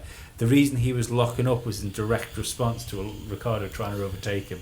And also cold brakes. Yeah. Which means instead of having a nice smooth braking response, Yeah. you got either there's no brakes or your On, wheels are off. locked. Yeah, but Verstappen was on. You could tell from the onboard footage. Verstappen was on full lock. Yeah. He couldn't turn his wheels anymore. It was just that inside left wheel. It wasn't rotating. But he just broke. He broke too late for the corner. he That's did, That's the problem. Yeah. Ricciardo had him, and he decided to go deeper than was possible. Yeah. So 10-second time penalty might have been a bit harsh, but if he hadn't had 10-second time penalty, he would have been. One of them would have won that race. Yeah. Well, even without that 10-second time penalty, Verstappen would have been way up front. Yeah. Because he decided to stay out later when Mercedes and Ferrari were pitting. He stayed out later. He actually put in some really decent lap times. Well, that's the thing. I think they had the pace. He was about 11 seconds behind it after the stop, so he would have been 1 second away from the lead without that 10-second penalty. And this is why Sky Sports News this morning. I've never heard so much crap in my life when they've reported on a Grand Prix, because they were saying, Red Bull's upgrades obviously didn't work for them with Verstappen only managing fifth. Well, look at the gap and then look at the race. Take 10 seconds off that. Stupid, absolutely stupid. I mean, Daniel Ricciardo actually said during testing before they went into qualifying that the car, that the upgrades on the Red Bull made it feel like a B-spec car. Yeah. So it's that much of a step ahead. Much of a step forward. Yeah. How many new elements on that wing? Who knows? Yeah, loads. But it was a shame because, like I say, if they'd have hung out, if they'd have done the same sort of strategy and just held them behind them, they were so good on their tyres. They could have waited for everyone else to pit in front of them and then tried to pull a gap out. Yeah. We'd have probably been talking about Hamilton giving fifth place back to Bottas. Probably, yeah. I think all you can say for Verstappen is that was a recovery. Yeah, it was a recovery, but not only that, it was. It was a fine drive. Yeah, he's been a gentleman about it. You know, when out of the car, Max, what happened in turn 2? I got it wrong, and all I can do is apologise to Daniel. I'm really sorry. I ruined my own race, but I mean the upshot is our pace looks pretty good, and I'm just really sorry that I ruined Daniel's race because of it and my own.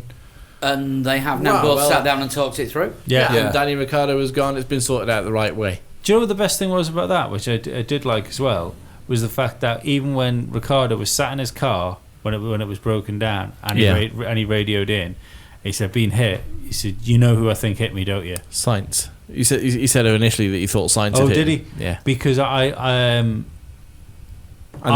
read him saying, "You know who I think hit me," because he didn't want to get his teammate in trouble. You know, it was just from that point it was an internal problem. Yeah. And there was no sense in trying to get his teammate a penalty. I can see but I think he was told over the radio that it was Max that hit him, and then we heard the FIA bleep machine came out. Yeah.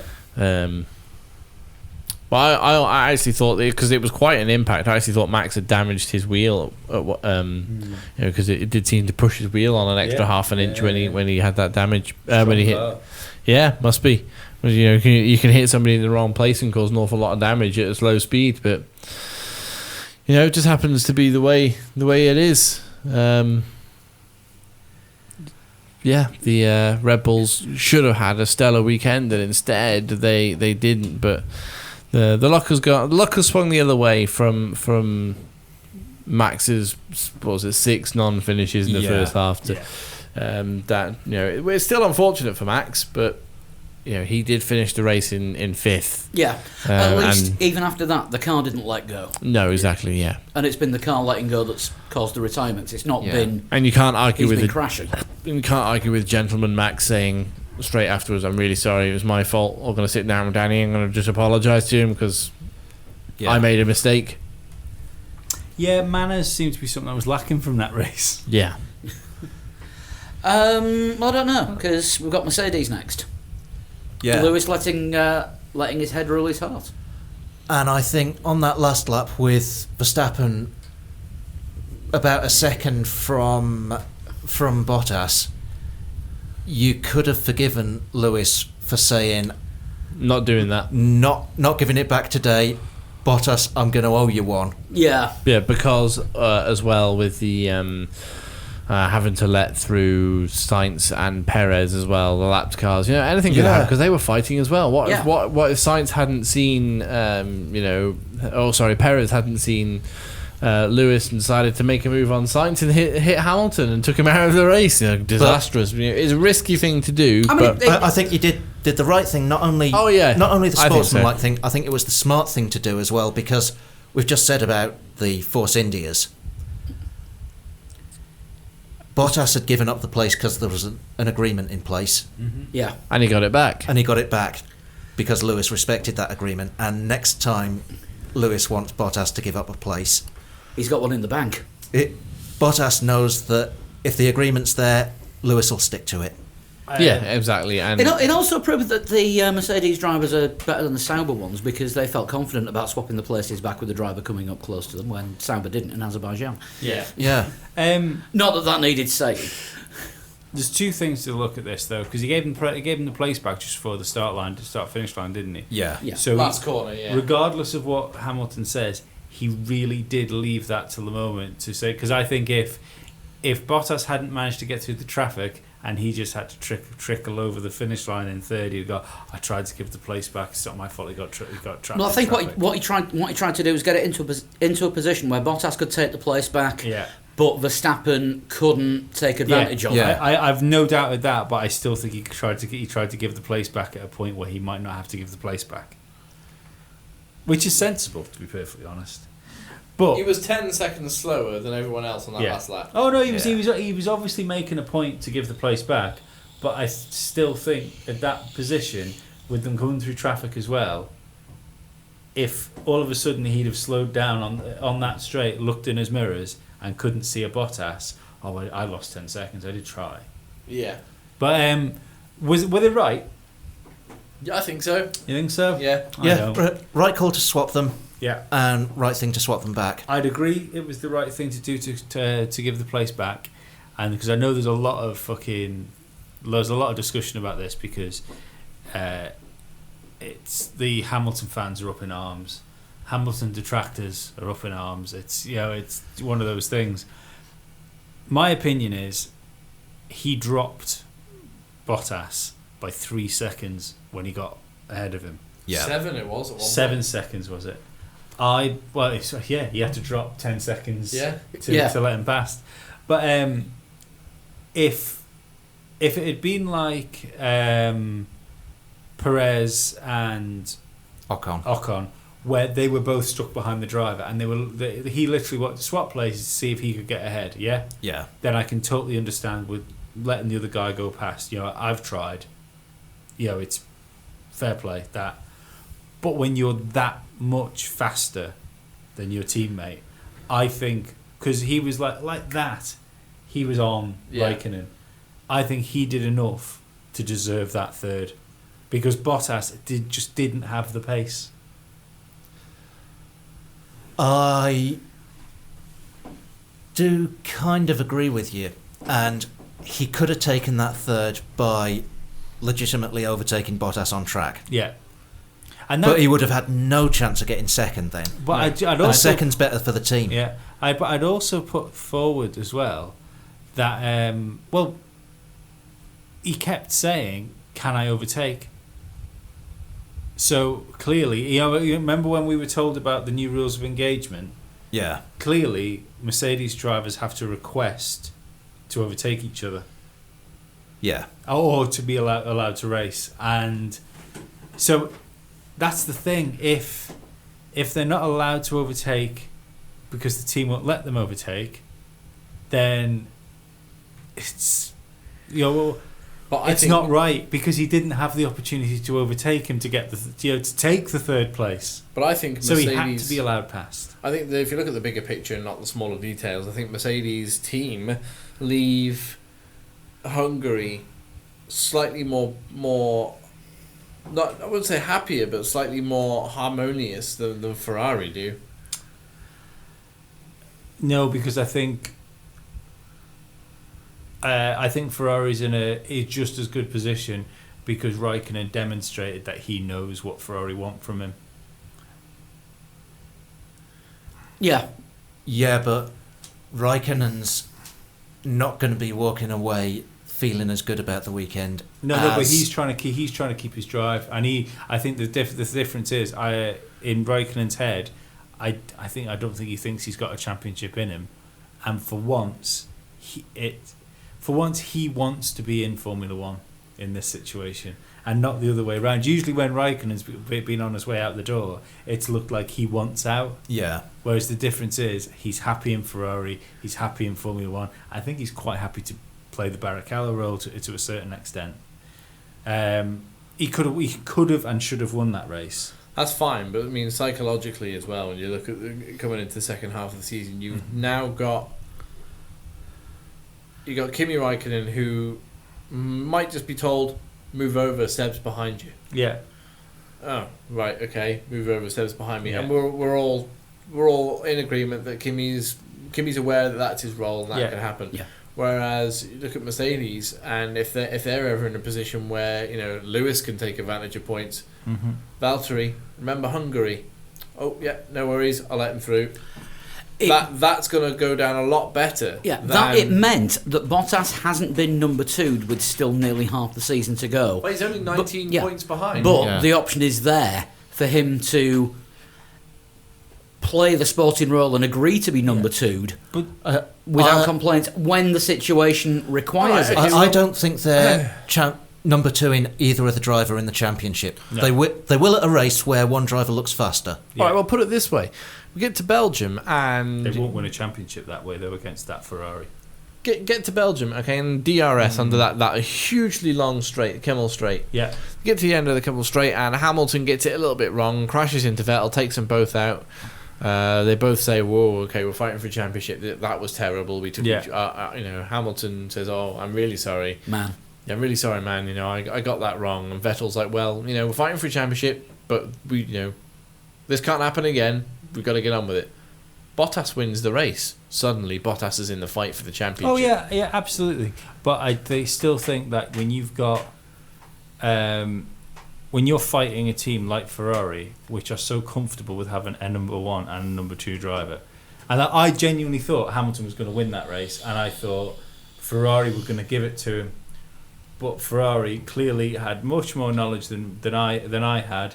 And they knew that they could gamble the fact that the Mercedes couldn't overtake Ferrari. Yeah, but also look at what you were saying a couple of podcasts ago, Lee, with Mercedes being so far ahead of Ferrari in development and understanding where their car is, that they could probably just put their foot down and disappear off into the distance. Yeah. Were Ferrari not supposed to be a good yardstick, if not more, ahead of Mercedes in that race? I think they would have been. But they weren't. No, they weren't, because Seb was essentially the pace car. Yeah. That Kimi could have got past Vettel and fucking scampered off into the distance, and I think Hamilton and Bottas would have overtook Seb. Yeah. But the other thing, Seb had a slow car. Yeah. The other thing I think is, to be perfectly honest, I think it shows just how fucking quick the Ferrari was. The fact that even hampered, he still managed to win the race. I know he had a rear gunner there, but. I think that shows how difficult it is to overtake in Hungary. Yeah, probably. Yeah. But when I was saying about Mercedes being so far ahead, what I didn't take into consideration was the 6 weeks summer break. 4. 4 weeks summer break. 4 weeks to Belgium. Yeah, and It was 6 weeks last year because we lost the German Grand Prix from the calendar. Yeah. And I'd be interested to, because right, none of us actually believe they shut down. No. Oh, they Factories. totally shut down. Oh no, it's Factories have to shut down because they actually send an FIA official to all of the factories to make sure that the factories are it's factory shutdown. There'll be people at home on their laptops tapping away. If anyone wants to take a carbon fibre machine home with them and print off a couple of Chris, floors or I something. wouldn't put it past Ferrari having a separate factory the FIA don't know about. No, absolutely, of course not. It's like Ferrari can't do any work, but Alpha. Yeah, it's like Mercedes. Oh yeah, we've shut down Brackley, but it's we're just shipping our whole team to Alpha to the Alpha to help them out. Yeah. By the way, Stuttgart are really busy at the moment. That's a complete possibility. But there is actually an FIA official who goes around with a clipboard and makes sure that it is only security and skeleton staff, just literally keeping the factory ticking over. But his name's Norman. Probably is. Norman, like about 5 foot, glasses, really skinny. Small man syndrome. Yeah, knocks on the door. sensible moustache. Hello. I'd like to check your facilities. Only uses a pencil so he can rub it out in case he says something he doesn't like. Yeah. No conviction about himself. No. Hates being called Norm. Guy, absolutely. If the FIA delegate who visits the factories is listening to this podcast, we're really, really sorry, mate. Sorry, Especially Norman. if your name's Norman and you hate being called Norm. Moving on. I control the fan. We take our fun seriously. Yeah, but they're all supposed to. Spontaneity has its time and its place. They're supposed to go on holiday, aren't they? They're supposed to actually sort of like have a break, a week in the summer. Everyone from Brackley goes on holiday to Stuttgart. Yeah. Well, that's what I'm about to say. Toto's on the phone to James Allison. James, I like the look of Ibiza this summer. What do you think? It's a bit mental there, Toto. We might need to just dial it back a little bit. Sergio's already asked whether he can break Ocon's legs. Should we go skiing, Esteban? So I think basically what we're saying is, if it hadn't have been a Ferrari 1-2 with Vettel first and Raikkonen second, it would have been a Ferrari 1-4 with Raikkonen winning and Vettel coming fourth. 1-5 maybe. Actually, yeah, because Verstappen could have probably... Yeah. No, because I think it's just so difficult to overtake. I mean, Ferrari made the right choice by not swapping their drivers. I was wondering whether they should in order to preserve the win. But I think it would have been different if it had been Vettel. I think Kimi had a decent car. Kimi's it was also easier for him to Kimi is defend. also a better rear gunner than Vettel. Yeah. But I tell you what, like we talk about like Perez being a good Massa, like Kimi excelled Massa. Kimi was Barrichello. I was going to say Kimi is at Rubens level. Yeah. Um, See, Marcioni said at the end of the race, though. Did you catch that? Yeah, more than 50% chance of Kimi staying on next year now. Yeah. I mean, what he actually said was, we all know that we want Vettel to stay, and the job is there for him if he wants it. And we know Kimi wants to stay, and we'll try and make that happen. Isn't it crazy that when you get a team... So you've got Ferrari being Ferrari, for fuck's sake. They have a car that's capable of having their multiple world champion leading it, yeah? Yeah. And it still feels like they're desperately trying to keep hold of their world champion. Isn't that fucking mental? Yeah. Yes. if Kimi is in Ferrari next year, it will be his 5th year in his second spell in Ferrari. Yeah. And as we've said, for the last 2 summers, who's the best person to replace Kimi Raikkonen at Ferrari next year? Kimi Raikkonen. Jenson At the Button. moment, yeah. Always Jenson Button. One thing that we never do, and it got pointed out to me this week, is when we do the predictions, we always say top 3 and who do we think our hero and villain's going to be. And when we're reviewing a race, we never actually say who the hero and villain we thought actually turned out to be. It's usually Stroll. This time it's Magnussen. This time it's Magnussen. The hero. Fernando Alonso. I don't know. Driver of the day, maybe. I would go for Paul di Resta. But you can't fault us for not predicting that. No. That is true. Yeah, we predicted Alonso. I think all of us predicted Alonso would be a hero. Hero of the race I could give to Paul di Resta for stepping in, but realistically, hero of the race is Alonso, isn't it? Even for what he did after the race. Yeah. Ignore fastest lap in a McLaren Honda. Yeah. Come on. He Yeah. could have been last and done that, and it still would have been the tits. Exactly. And then sitting in the deck chair afterwards. Yeah. That's heroic. Yeah, which is the cover photo for this. I've just found it on the official McLaren media site, so we Yeah. can use it. Yes. So yeah, hero Alonso, Yeah. Absolutely. Villain, Villain. Kevin Magnussen. Yeah. Absolutely. I don't know. I think villain Gunter Steiner For defending Kevin for Magnussen. defending Kevin Magnussen and basically slagging off anyone that's nasty to one of his drivers. Well, no, because he's got to defend his drivers in public. I mean, behind closed doors, he could slam the door to that Haas. What's it called? The tour bus thing. Slam the door there and be like, "You fucking idiot! What the hell did you say that for? You absolute prick! I'm gonna have to go out." my balls. He's just like, No, I'm gonna have to go out there now and defend you. You absolute idiot! he didn't only defend Magnussen. He attacked Hulkenberg. Yes. Called him a bully. Yeah. I think the fact that for picking on both of his drivers. the fact that at Force India the teams started falling apart now Yeah. that Hulkenberg's not there Yeah.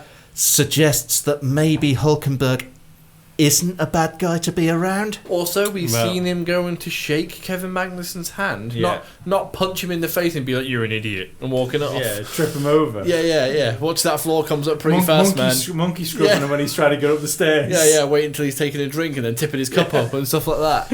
Yeah. Oh, you spilled something. To Walking off. go further on your bus idea, I like the idea of him going, Kevin, it's hard enough for me as it is. Do you know how hard it is to go out and face the media when you've got a name that sounds like a German man ordering a beer? he is German. Yeah, but Gunter Steiner sounds like Steiner's one not German. German, I don't think. No, sounds- he's not. He's Austrian, isn't he? Is he Italian? He No. doesn't. He, Oh, he's Dutch. Are you sure? Yeah, he's Dutch. I think Gunter Steiner's I think Italian. he's Dutch. well, this is gonna have to be live looking up, isn't it? Are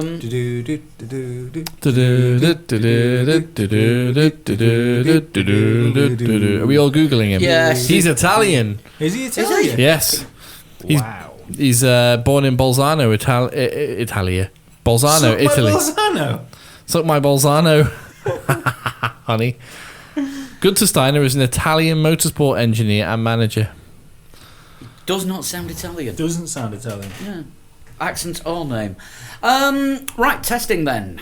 That kicks off this week, 2 days. And we have finally the lineup. Now it's been completely decided until it gets screwed up on Wednesday. Or was it completely decided now? Well, Because Ferraris was still TBA this morning. Charles Leclerc, I think it is. It was Charles Leclerc and maybe someone else. We're not sure which day anyone will do. Vettel. Vettel, this is according to the official Formula 1 website. Vettel is expected to drive one day, with the other going to Charles Leclerc. Who did a fantastic move in the F2 on Saturday. Yes. The F2 race was really good. It was, yeah. I missed all the F2 this week. It's worth a watch if you recorded it or anything. No. Yeah, I didn't say Sundays, and that might have had something to do with Glenmorangie Signet, Suntory Cheetah, Penderyn Sherry Cask Matured. Yeah. A lot of and Birdemic. There was a lot of whiskey and a 3 a.m. finish. Then the race started at 9. It was never going to happen. So yeah, Ferrari, Vettel doing one day, which surprised by that. I would have thought that I wanted to put Charles Leclerc in the car both days, Why? just to give him experience and track time. Yeah, but they're not interested in experience. They're interested in Sebastian winning. Vettel winning a Yeah. world championship.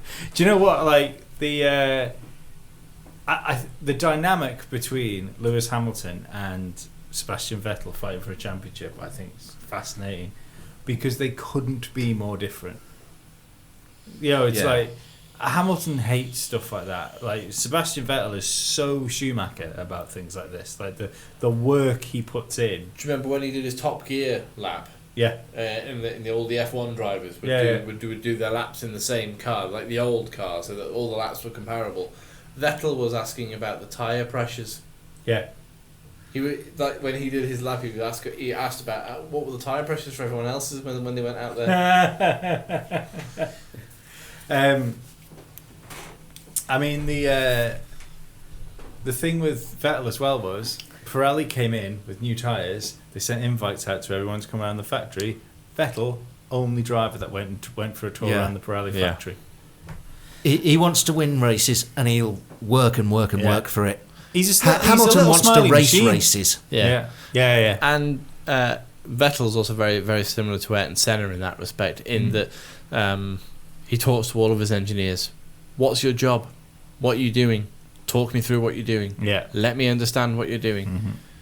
And he wants to understand every intricate detail of what each member of the team does. And doesn't want to leave anything to chance, nothing to chance. Wants to make sure everybody knows what they're doing and that he understands what they're doing. Yeah, it probably helps give feedback. Yeah, Ayrton Senna was like that. There's a guy who Michael Schumacher was very much like that. Yeah, there's a guy who used to drive trucks for Williams, and he was. I can't remember if it was a newspaper interview. I think it was the 20th anniversary of Senna dying, about 2014. He said, I was just a truck driver for Williams. He said, and I turned up in the paddock. And said, and all I would do is sit in the paddock. He said, and I might help move some stuff into the garage. Said, and then I'd help pack it down at the end of the race weekend. So apart from that, I didn't really have an awful lot to do for the rest of the weekend. He sat in his truck just after parking it, and Ayrton Senna walked up. I said, Are you Gary? Are you Gary? He's like, yeah. I'm Ayrton Senna. He's like, I know who you are. Yeah. So obviously, 94 when Senna was driving for Williams, I'm Ayrton Senna. I like the idea. I like the idea that he said nothing else. Just hi, you Gary? Yeah, I'm Ayrton Senna. Yeah. I just wanted to tell you it's really good. Yeah. Yeah, I'm Ayrton Senna, and you're not. Yeah, exactly. Yeah, but it was just like so you drive the truck, like, where have you driven it from? And I think it was actually at Imola. He's just like, well, I've driven it from from the UK or wherever it was he's driven it from. Like, I've driven the parts from the factory. And it's just like, okay, so do you load the parts? Who do you speak to at the factory when you load the parts? Wanted to know everything about his job. Yeah, and just wanted to learn everything. And so the Vettel wanting to do that is that level of precision. And Hamilton, as you say, it's the complete opposite. Yeah. Hamilton is, tell me when the car's ready, I'll jump in and still win. Yeah. Just don't interrupt my photo shoot. Yeah. No, I'm sure if Hamilton had the chance, he would race cars 24/7. Yeah. He's not interested in anything that isn't the race. Or not interested. That's unfair. I think he's very much like Kimi Räikkönen. I was just very much like that. I love Kimi Räikkönen's quote when he came back to Formula One when he joined Lotus, wasn't it? He joined Lotus. Yeah. And someone turned around to him and said, "Oh, do you think Formula One's changed because you left because you were sick of Formula One?" He said, "No, I don't think Formula One's changed. I just understand the bullshit better."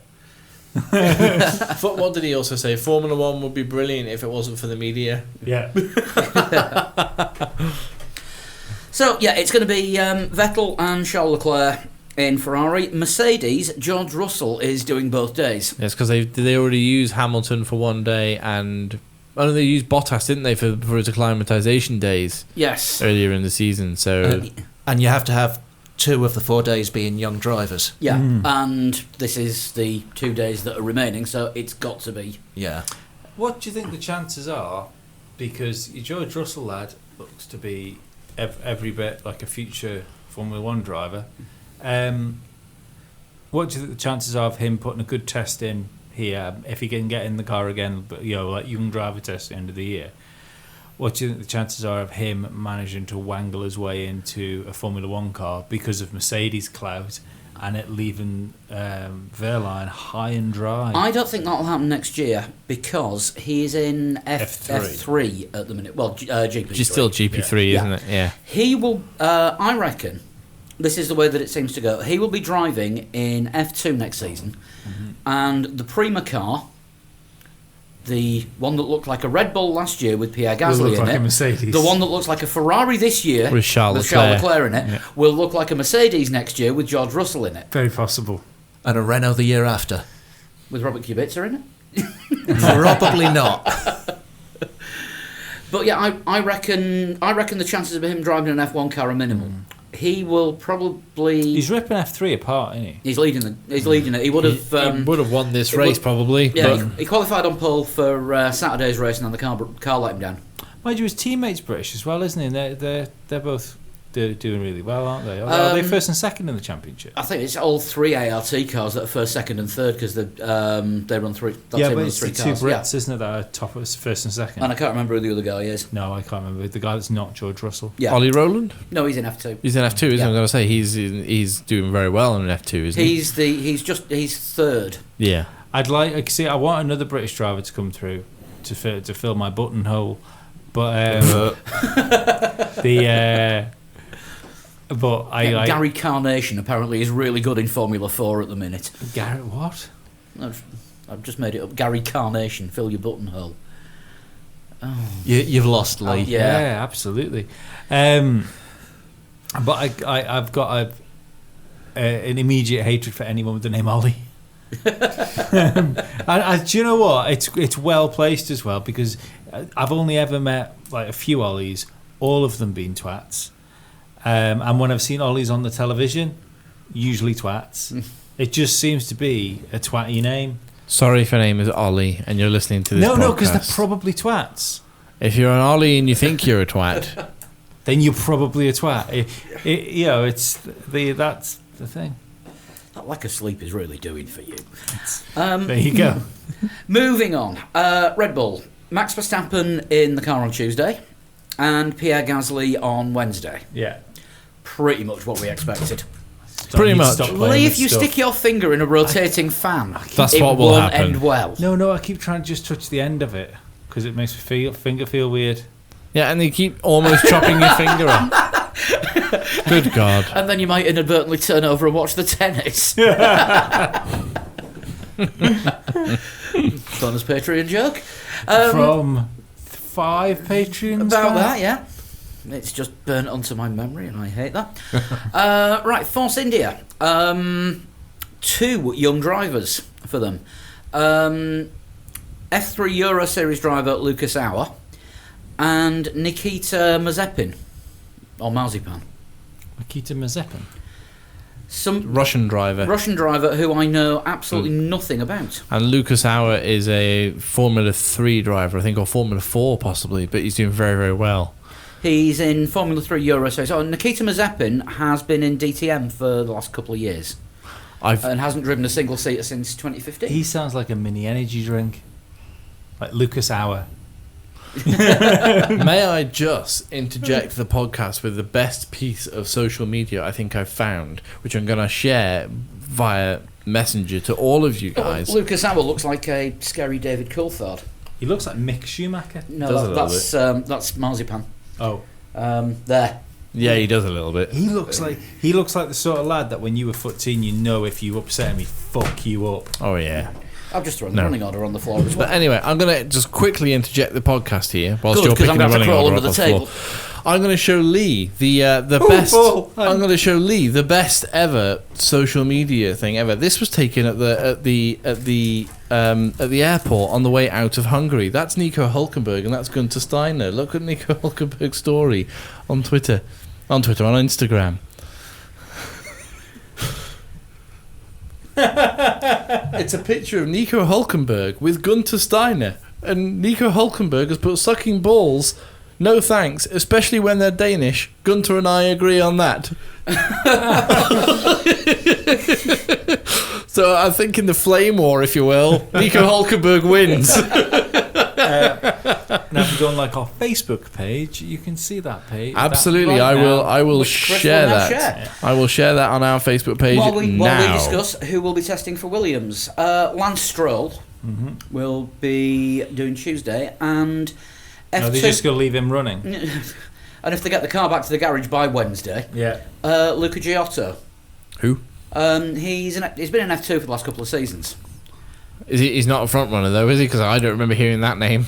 Giotto sounds like ice cream. He's a mid-runner, isn't He he? came second in GP3 2 years ago, and according to this, he's been a regular front runner in F2 this year, finishing all but one race inside the top 10. All right.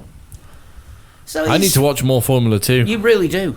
Toro Rosso is My son. Sean Galale Damn. on Tuesday. Yeah. And on Wednesday, they are splitting it half a day each for Science and Kvyat, Wow. which is different. Odd, isn't it? Yeah. So, is there some kind of upgrade on the car that they want the pair of them to test out? Possibly. We'd see. To me, that seems more like a driver evaluation. Which one are we going to shoot? I don't know. It's just weird. Yeah, there's a lot of woods around the Hungaro ring. We could just take one of them off with a shotgun and play in the park. I like the idea of Kvyat scampering with a bone in his mouth. Where are we going? Where are we going? We got to go somewhere fun. We got to go somewhere fun. So To the vets. To the corner of the field. yeah, it's just- I'm sorry, Carlos. Daniel's gone to a farm upstate. There's lots of rabbits he can run at like a torpedo. don't look at me, Dan. Don't look at me. Haas Santino Ferrucci is doing both days. The one that looks like Neil Goldman. Right. You'd be disappointed with his hair game. It's curly. No. Well, no, Danny Ricciardo started out with poor hair. Yeah. He's still got quite poor hair. No, it's got Well, no, better. he couldn't afford to go to the barbers at first. He was driving an HRT. He's still sponsored by Red Bull, though. Yeah. He wasn't poor. The team was. But like, I think it's funny when people knock Hamilton's haircut and praise Daniel Ricciardo's because it's the same fucking haircut. Yeah, but Daniel Ricciardo grows his own. That doesn't matter. That's no one's fault. Hamilton's was grown in a test tube, a bit like him. If I had no hair and loads of money, I'd fucking grow hair as well. Grow hair wherever I could, and if I had to be in a test tube, fucking more power to me. Anyway, Renault we all know about. Nicholas Latifi will be driving the car on Tuesday. Regular F2 driver, has a seat ready for him in the Renault garage at every race anyway. And of course Robert Kubica is doing it on Wednesday, which I think is possibly the most anticipated F1 mid-season test in a So tomorrow long time. is he in tomorrow? Wednesday. Wednesday. So tomorrow, if we've got this posted up on Tuesday Which- and you're listening to it on Tuesday, Then Yeah, it's it is gonna tomorrow. then it's going to Yeah. be tomorrow. I have no doubt that We get the times, though, don't we? we get of the this? times. I will get the times up on the website, on the Facebook Yeah. page. We'll tweet them out. I don't know if we get them live or whether we just get them at the end You just of get the them day. at the end of the day, Yeah. usually, or at breaks in sessions. Yeah. At some point, it might even warrant an emergency podcast. Well, or just a short video. If the inevitable, if the if the slightly inevitable happens, slightly inevitable happens, and Robert Kubica is just miles ahead of not just Nicholas Latifi but everyone else, Kubica puts in a time 4 seconds faster than Vettel. breaks the track record. Hang on now. Yeah, the first sub 112 in Hungary. Yeah. They didn't replace his hand with magical powers. We don't know We don't know this. If you believe all the hype, he already had them. Well, this is true.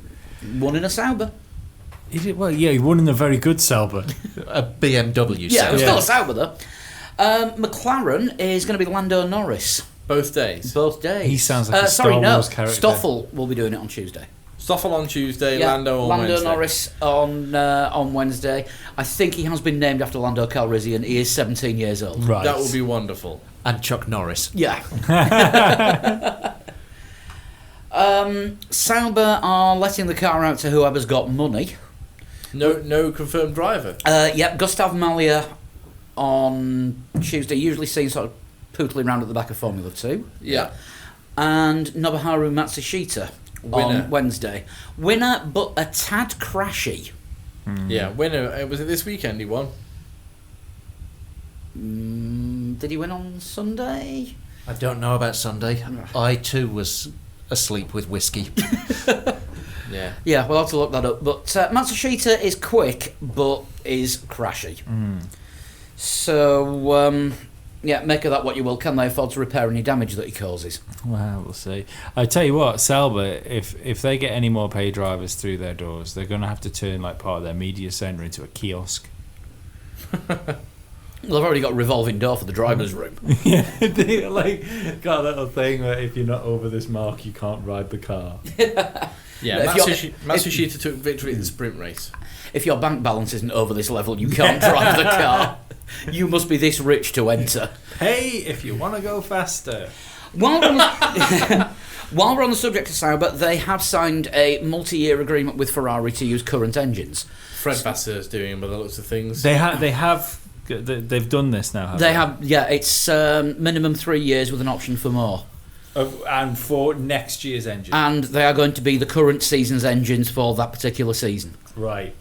Which I guess means that from the start of next season we'll actually get to see how shit the car really is compared to everyone else, because it'll have a comparable engine. Yeah, but even with Fred Vasseur now in at the helm, it's going to take at least a year for him to put in what he needs to put in to turn that team around. So next year's Sauber is going to be a dog. An interim one. Foundation year in it. He needs personnel as well. You know, it's not, let's face it, they're not good. They're not just building a shit car because they haven't got stuff. They obviously need people in the team to start building a team. I'd argue they haven't got the drivers for doing that either. I think they've hired some decent personnel over the last 12 months, haven't they? Yeah, but it obviously needs to be an ongoing thing, doesn't it? Now, I would have said up until possibly this weekend that I reckon we'll not see Wehrlein in the Sauber from next year, and it'll be Giovinazzi. But I think it's heading more and more toward possibly Charles Leclerc, because Giovinazzi is a bit crashy. It depends what they feel about Wehrlein inside the team. Having a current Ferrari engine with somebody that Mercedes own. Yeah, I've got a feeling we might Ferrari see. going to allow it? Got a feeling we might see Ocon moved out of Force India, and Wehrlein moved in, because Force India is not a happy place at the moment. And Ocon put in as the reserve Mercedes driver in the Mercedes garage quite a lot next year. Ocon, do you think? Perhaps. Or Ocon replacing a retiring Massa at Williams? Maybe. I'd be surprised. I think There's one question that... I think they want to keep him in a car. And the thing with the Giovinazzi crashing, he blamed that on the in FP1. Right, we're not going to see Ocon in a Williams next year because he's only 21. They need a second Williams need a second driver over 25 because of Martini. Yeah. Drivers over 25. I like the idea they need a driver over 25 because they've tried to cut down on personnel, so one of the drivers has to operate the bar now and again. Okay, you've got to be able to legally drive a minibus. That and Lance Stroll now and again has to go around collecting glasses. He's allowed to do that without a prop. They can work the bar in Canada. That's like drinking age there's 18. Yeah, but Do the you know Martini what? wants somebody who's over 25. Yeah. I don't think it's beyond the fucking realms of possibility to see Jenson Button in a Williams next year. Really don't. I let it go. Hey, no, I'm just there's no Paul the Rester? the fact that Jenson Button turned around and said that he'd already been in talks with Williams this year. Yeah, but then Not for this year. But then he decided against it. Yeah. Well, that's what I like. People like Button are clever people, like Alonso and Hamilton to a certain extent, and I don't believe they say things to the media without meaning, without wanting to say something. Yeah. There was a tweet somebody tweeted him the other day because on his Twitter profile it says Jenson Button Formula One driver, and this one said change your status. Yeah, and he turned around and he said I'm still a Formula One driver. He's driven a Formula One car this year. Yeah. But no, I just think Into Wehrlein. it seemed odd that he came out and said how he'd almost joined Williams a few times, even up to the point of having talks with them this year. I still don't think there's a like let's face it, yeah. You've got De Resta, Massa, or the opportunity of Jenson Button. Which one of those three do you take if you need somebody over 25? If Button will do If it, Button then will yeah. do it, I you would would go for take Button. Jenson Button every day of the fucking week. He'd have outqualified Lance Stroll in his first go in the car. Guarantee it. I don't know about that. He was closer to Stoffel than than Di Resta was to Stroll. I've got an echo. Yeah. But when you think that Di Resta had only done a couple of laps in a 2014 car and Button had only retired last year. Yeah. Oh no, I understand that definitely, but I do think in that situation you would pick Button in those three drivers. Probably. I don't. I know it sounds like me fucking clinging on to hope, but to be perfectly honest, I kind of hope he doesn't come back, because if the Williams is a fucking dog, I don't want another year or 2 years of seeing Jensen struggling trying to get into the top 10. Because remember, that option for 2018 is McLaren's option to take him up on, and if they decide not to take him up on he's free to do what he wants. He's free to do what he wants. Yeah. And Stoffel's already in the car, so it really depends on what Fernando does. Yeah. I also think this car at the minute, I think it shows with Fernando. It shows with who's doing well. The experienced guys are doing well, whereas the newer guys aren't shining quite as brightly as they were before these regulations came in. And I think it's going to come back. Alonso's a prime example of this. The more these cars are physical things to drive that require talent rather than cash, I think it's going to prolong driver careers. Yeah, do you know what I mean? Yeah. The more capable will stick around longer, like it used to be. What I want to know is how we've managed to get from talking about a testing session that Alonso isn't taking part in to talking about Alonso and McLaren again And Jensen Button. Not saying it's because I was opening and shutting my mouth and air was coming out, but it would seem air and noises. Right, Chris has an appeal. I do have an appeal, because the time is now ticking down. Who doesn't want to hear Nigel Mansell on this podcast? I feel like we should be watching a video of you sat in like a pool of mud with flies crawling over your eyes for this appeal. A little bit, yeah. We need some sad Are you making a reference to charity videos? Maybe. Or just want to see Chris in a pile of mud with flies crawling all over him? Hashtag pray for flood. This is Chris from Three Legs Four Wheels podcast. Chris has never met a real Formula One driver. Chris is going to be within the vicinity of a real Formula One driver in a few weeks' time.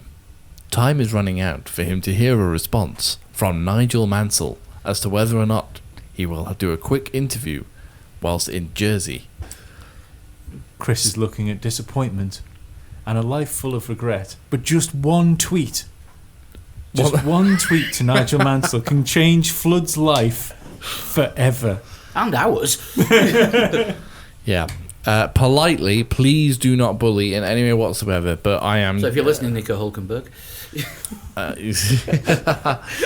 if you could Why? if you could just tweet at Nigel Mansell, please do an interview with at Three Legs Four Wheels, or at Flood21, something like that. Or both on Twitter. Just I'm just over a week away now from going, and we live on a small island. The four of us who do this podcast live on a small island. I'm going to a smaller island where Nigel Mansell lives. From a small island that where Nigel he Mansell used to live. Yeah. So, Is he agoraphobic? I would just a 10, 15... Big fan of Bill Bryson. 10, 15 minute chat with him. I'll just have a quick record. If somebody out there knows Nigel Mansell, maybe you've got his phone number, just send him a quick text. Just be like, go on, do a quick interview with Three Legs Four Wheels. It'd be good. Just an informal chat, that's all. You guys want to hear it. I want to do it. Everybody else here wants me to do it. Yeah. So, let's get it going. Let's make Nigel history. No, don't make Let's make podcast history and have... That was much better. And it had, let's make podcast history. Better ramifications. Yes. Let's make podcast history by having Nigel Mansell, 1992 Formula One World Champion, as the first actual Formula One driver as a guest on the show. Pre-recorded or not. Definitely. Chris, grab the guitar. Lee, turn your phone on. I just need to make sure that this week's total shunt isn't Esteban Ocon, because that's whose Wikipedia page I've got in front of me. No, it's not. Right, I am. It was in June. It was. It got warm. Total shunt. This week, who's a total shunt? Nico Hulkenberg, Kevin Magnussen. Look out! Here comes a total shunt.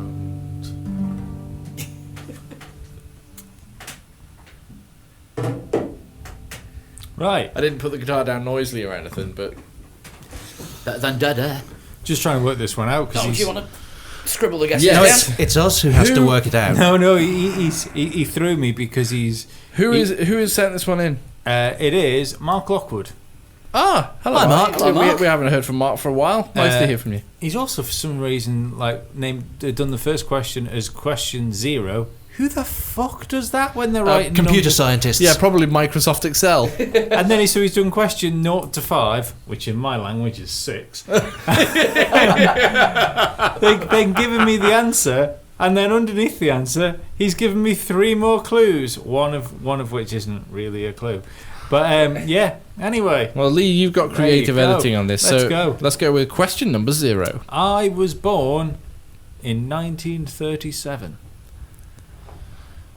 So someone old. Or something old, because we Yeah. know what Total Shunt's been like lately. Yeah, that's true. 1937, so we're talking around about the birth of 80 years old. Mercedes-Benz era? Murray Walker's older than 80 now, isn't he? Yeah, He's Mercedes. 90-something, isn't Yeah. Yeah, Mercedes is older than 80. he? Yeah, I How would old's think so. Jackie Stewart? I don't know, but he's still driving and not drinking. Yeah, Jackie Stewart could be around about then. I have raced in Formula 1. So it still could be Jackie Stewart. So I think he's maybe 10 years younger than that. 1937 would put Jackie Stewart's last World Championship in 73 at 36. Which sounds reasonable. I'd also like to point out that because he's actually raced in Formula 1, that he's a real person, just to send that to your man on Twitter, which clearly has no idea of fun. Martin Brundle. That other man on Twitter. If I could just break off and say happy birthday to me mum. She's today. I'm Paul's mum. Right, okay, so No, like really. next one. I turned down the opportunity for a rookie test at Indianapolis for business reasons. Business reasons. So it's a businessman. Or somebody with businesses. Sterling Moss had businesses, didn't he? Before he was, remember, he was the man in the 60s. Was he not the man who didn't have time to open his curtains? Therefore, he had a completely automated house Yeah, the kitchen table descended from the ceiling and at 8 a.m. Yeah. So he just had to sit down at it. How old's Bernie Eccleston? Older than 80. about the same age as Monty Burns. No, Because Bernie- he drove in Formula 1, didn't he? I think Bernie's 83, 84. yeah. Right. But it's more accurately measured on the Mayan calendar. Yeah, Cut him in half and count Yeah. the rings. Third clue, please, Lee. I was inducted into the International Motorsports Hall of Fame in 1998.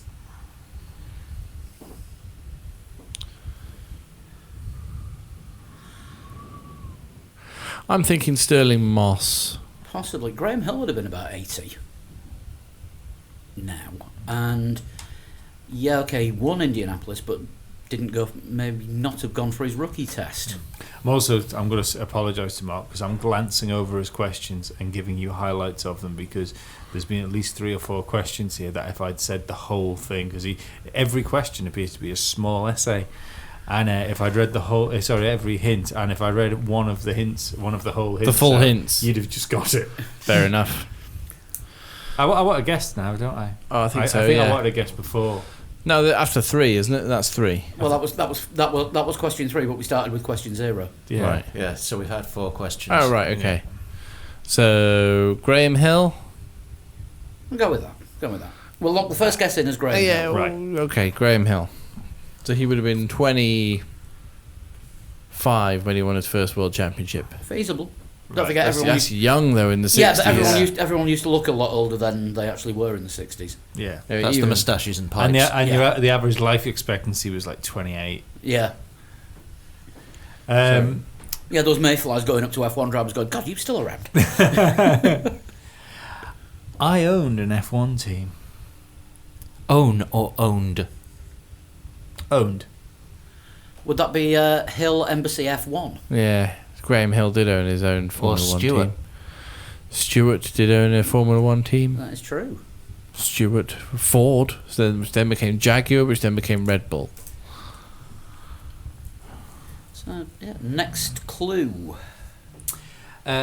With 16 Indy 500 victories and nearly 700 oval wins.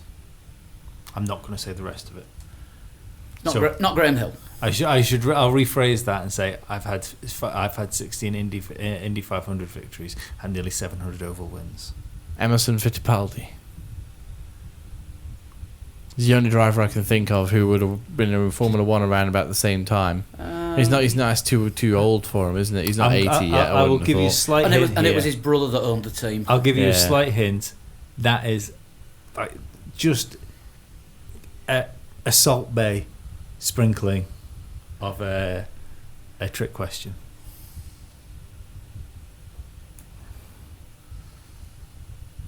Only it's just ever such a tiny little dusting of a trick question. How old would Colin Chapman be now? He says he raced in Formula 1. Did he race? I don't think he did. He was an engineer. I want another guess now as well. I reckon 700 oval wins. Yeah. That's the one to throw us off the scent. 16 Indy 500s. That's a a lot. lot.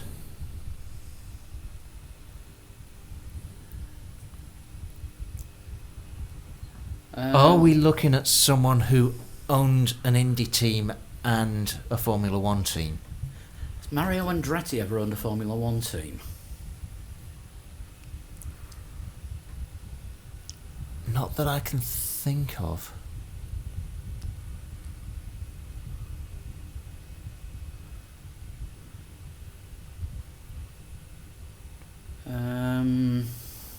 That's what's throwing me at the moment. Yeah, I'm just thinking sort of.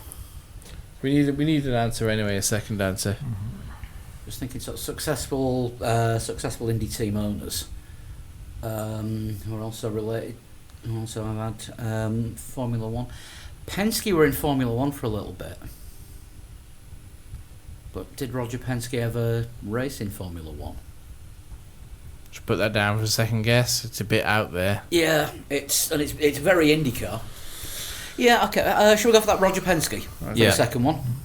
Roger Penske.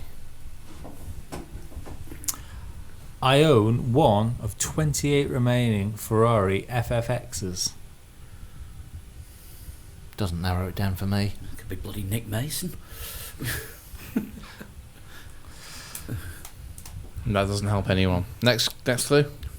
My nickname is the Captain.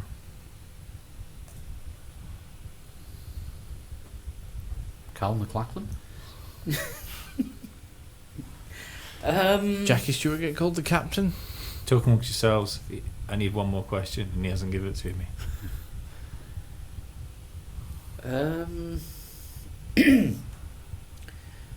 Daryl Dragon, that used to play keyboards in the Beach Boys, was known as the Captain. Captain Sensible? No idea. Well, that's a good one. Would you like another clue? Yes. Well, his last clue was, my name probably makes Lee giggle. Gary Fart. And proper clue to end with, my net worth is 1.54 billion.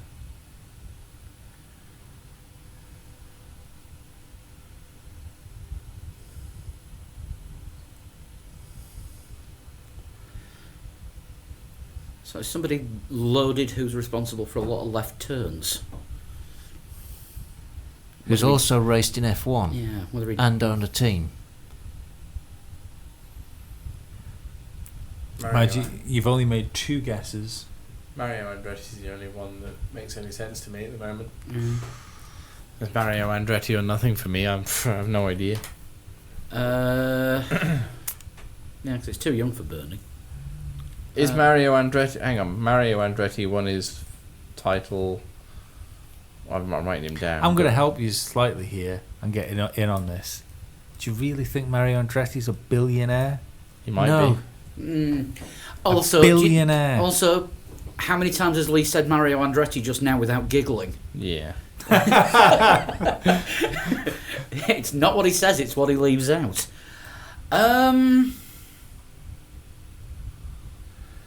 Who's got a name that is that much innuendo? Fucking hell, you can take a host of water.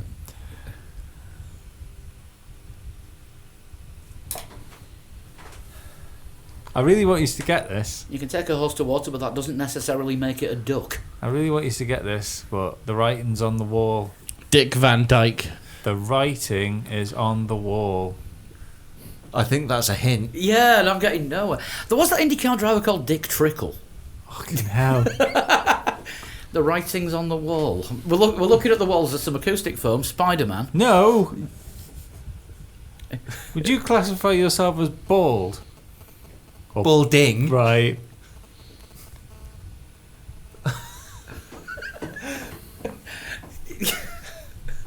I've never known him be this obscure. No. I have a son. Yes. Yeah, you do. Yeah. Do we need to take Lee to the hospital? I know. Are you having a stroke? I had to do stuff with my girlfriend to make that son. So we're looking for someone that's been held at gunpoint while gagged. There's various words for what you would do with them. Are you Jeff Blackmail?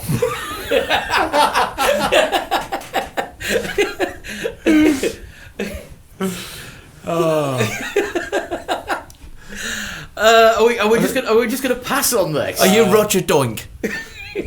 Are you really not? Are you not going to do it? A billionaire? Whose name is hilarious.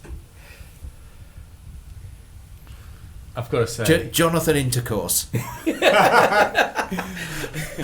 Oh, Frederick how can I help? Snaky How can I Fun help? Time. Donald Trump. Schumacher hates it. Skiing. Helmet. Marco. There's people screaming at the podcast. Yes, I can well believe that. Mainly at you. You're right. Dan is balding. You have ballpoint pens and you write with pens. You have sex with something. It can also be known as rogering somebody. Michael Schumacher hates skiing. Roger Penske. Oh, right, I had said it. You had it. Well, it's already there. So it was a second guess. I mean, no, but you weren't going to give it to me. I was wanting a person. It's written down. Second I know, guess. but you wouldn't give me a person. Lee, under your rules of formula, under rules of total shunt, you said that we now had to give you 3 answers, and then at the end you would say if we no, got but any we of are them. at the end, aren't we? Because it fucking. But we gave you the I second wish we one. were. Yeah. Unfortunately, we've still got Formula Lee to do. You just wouldn't have said Roger Penske. It's written We did down. say I Roger know, but you Penske. wouldn't have chosen it because you were looking for somebody else. That's why I was trying to help you say that name. It's written down. So that was an answer. No, but you wouldn't have picked it. And Paul picked it. No, but you weren't going to pick that then. No, but No, going because you were throwing us off. I was No. trying to help you pick that name.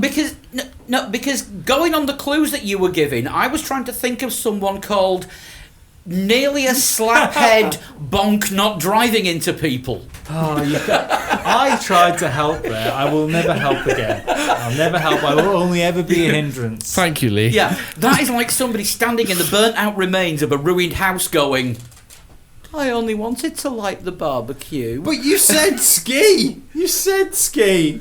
But we'd already had that written Then why down. didn't you say, oh, it must be Roger Penske? Because we were looking for something else. Why?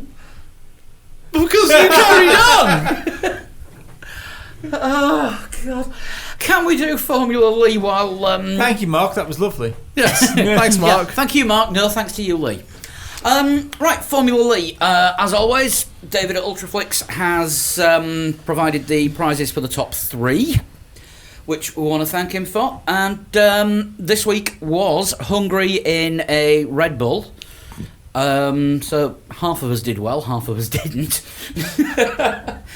In the dry. And we'll start with 10th place, which he had to send a pronunciation guide for his name, which is Karl Jarazek. I hope I've got that right, because I thought it was pronounced Jarazek, but apparently I was wrong. Jarazek. Yeah, it's Karl. Nice one, Carl. 120.582. 9th place, Chris, the winner of this week's 3 Legs 4 Wheels Championship. And points. Points in the main, Well done. main thing as well. 121.529. Just to say, Lee was second in this room with a 121.029. Was I out of the points? You were out of the points. Oh man, you improved. I didn't see that. I got points. Well first done. time. Dan came third out of us 4 with a 121.980. I was last with a 122.697. And for the first time, we've actually had a dead heat because Chris Garth got exactly the same time as me. Oh wow. However, I'm above him on the standings because I got mine first. Well, there you go. And if you look on the PlayStation standings, he sent the photo in of his time. I thought that time looks familiar. Looks up 3 spaces above it and thought, oh, that name looks familiar. Going back to the top 10, in 8th, James Holman with 120.394. Sean Muckle in 7th, 123.74. Regular competitor Pete Bull, 123.12. That was good enough for 6th. Raymond's G, don't know your surname because you didn't put it on your email. First time entrant, 120.139. Good man. The returning Conor McElroy, not had a time from Conor Oh, for yeah. a while. Welcome back, Conor. He is in 4th, 120.024, and for the top 3, we have to go into the sub 120s. Dear God. Whoa. In 3rd place, winning the £2 voucher, or whatever the equivalent is in dollars, because I think he's based in the US, is Chris Olby, 119.677. Excellent. In 2nd place, Jeff Sharp. Ooh. With a 119.644, which Jeff means Blunt. finally Our winner. our winner, congratulations, with a time of 118.985. What? Yep, taking it by well over half a second, breaking the 119s, Luke Nipper. Well done, work. Luke. Well Nice done. one, Luke. So That's a hell of a lap. £10 voucher on the way to you, Luke, and £5 for you, Jeff. Now, it's 4 weeks before the next race. It is. However, Germany Yes. is on the game, Yep. not the whole country. No. It'll take Germany- a long time to drive Yes. through Germany. Germany is included in the game. I thought you'd have gone. Mind you, you're allowed to go a billion miles an hour on the motorways. Yes. That's true. I thought you'd have gone for the on the game comment rather than the whole Germany thing, but missed that one out. Nürburgring is included in the game. It is. Should we do a 2-week challenge for the Nürburgring? I think so. It makes sense, doesn't it? Rather than having a 4-week Belgium challenge. Yeah. So, do you want to pick the? In honour of Nico Hulkenberg, we'll have a Renault. Wet or dry? Wet. Bollocks. Wet Nürburgring. Yeah. Dan has just almost headbutted the table. No, do you know what? It's a nice circuit, isn't it? It's a nice circuit in the dry. Nürburgring. Let's do Nürburgring in the dry. Nürburgring in the dry in a Renault. Yeah. So you've got to bully your way around there. Yeah. Right, I will. That will be on the Facebook page. There'll be details on the website as always. I will get the full list of times up and the latest championship standings, so you can see where you are. And can I also say that we have now had, since we started Formula Lee, around about this time last year. Yeah.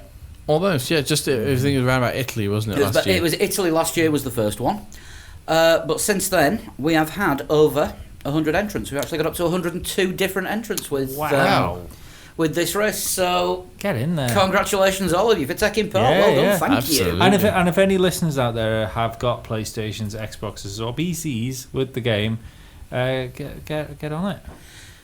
Yep. Ask Lee for setup advice. He doesn't bite. I'm rubbish at setup. I use everybody else's. Ask Lee who set up to Nick. So, just to clarify, that is Nürburgring in a Renault in the dry. Makes no diff to me. Ba-ba-ba-dum-bum-bum. Right, mailbag, of which we have some. If I can find this one. Patrick Thompson from Denmark. Hey, Patrick. Hello, Patrick. Danish listener. Makes sense. Ooh. You will like this, Lee. Big thumbs up from Denmark for your great podcast. Couple of questions. First, our very beloved Dane K-Mag is expected by the Danish media and F1s to be a future world champion in every single pre-race. However, I believe it's pure Danish idiotic optimism rather than realism. What's your opinion on his potential? I think Right, dive he's- for cover. I don't need to say anything. I think he said it all. I think K-Mag might have had potential to do well, but he's shot himself in his foot with his inconsistencies.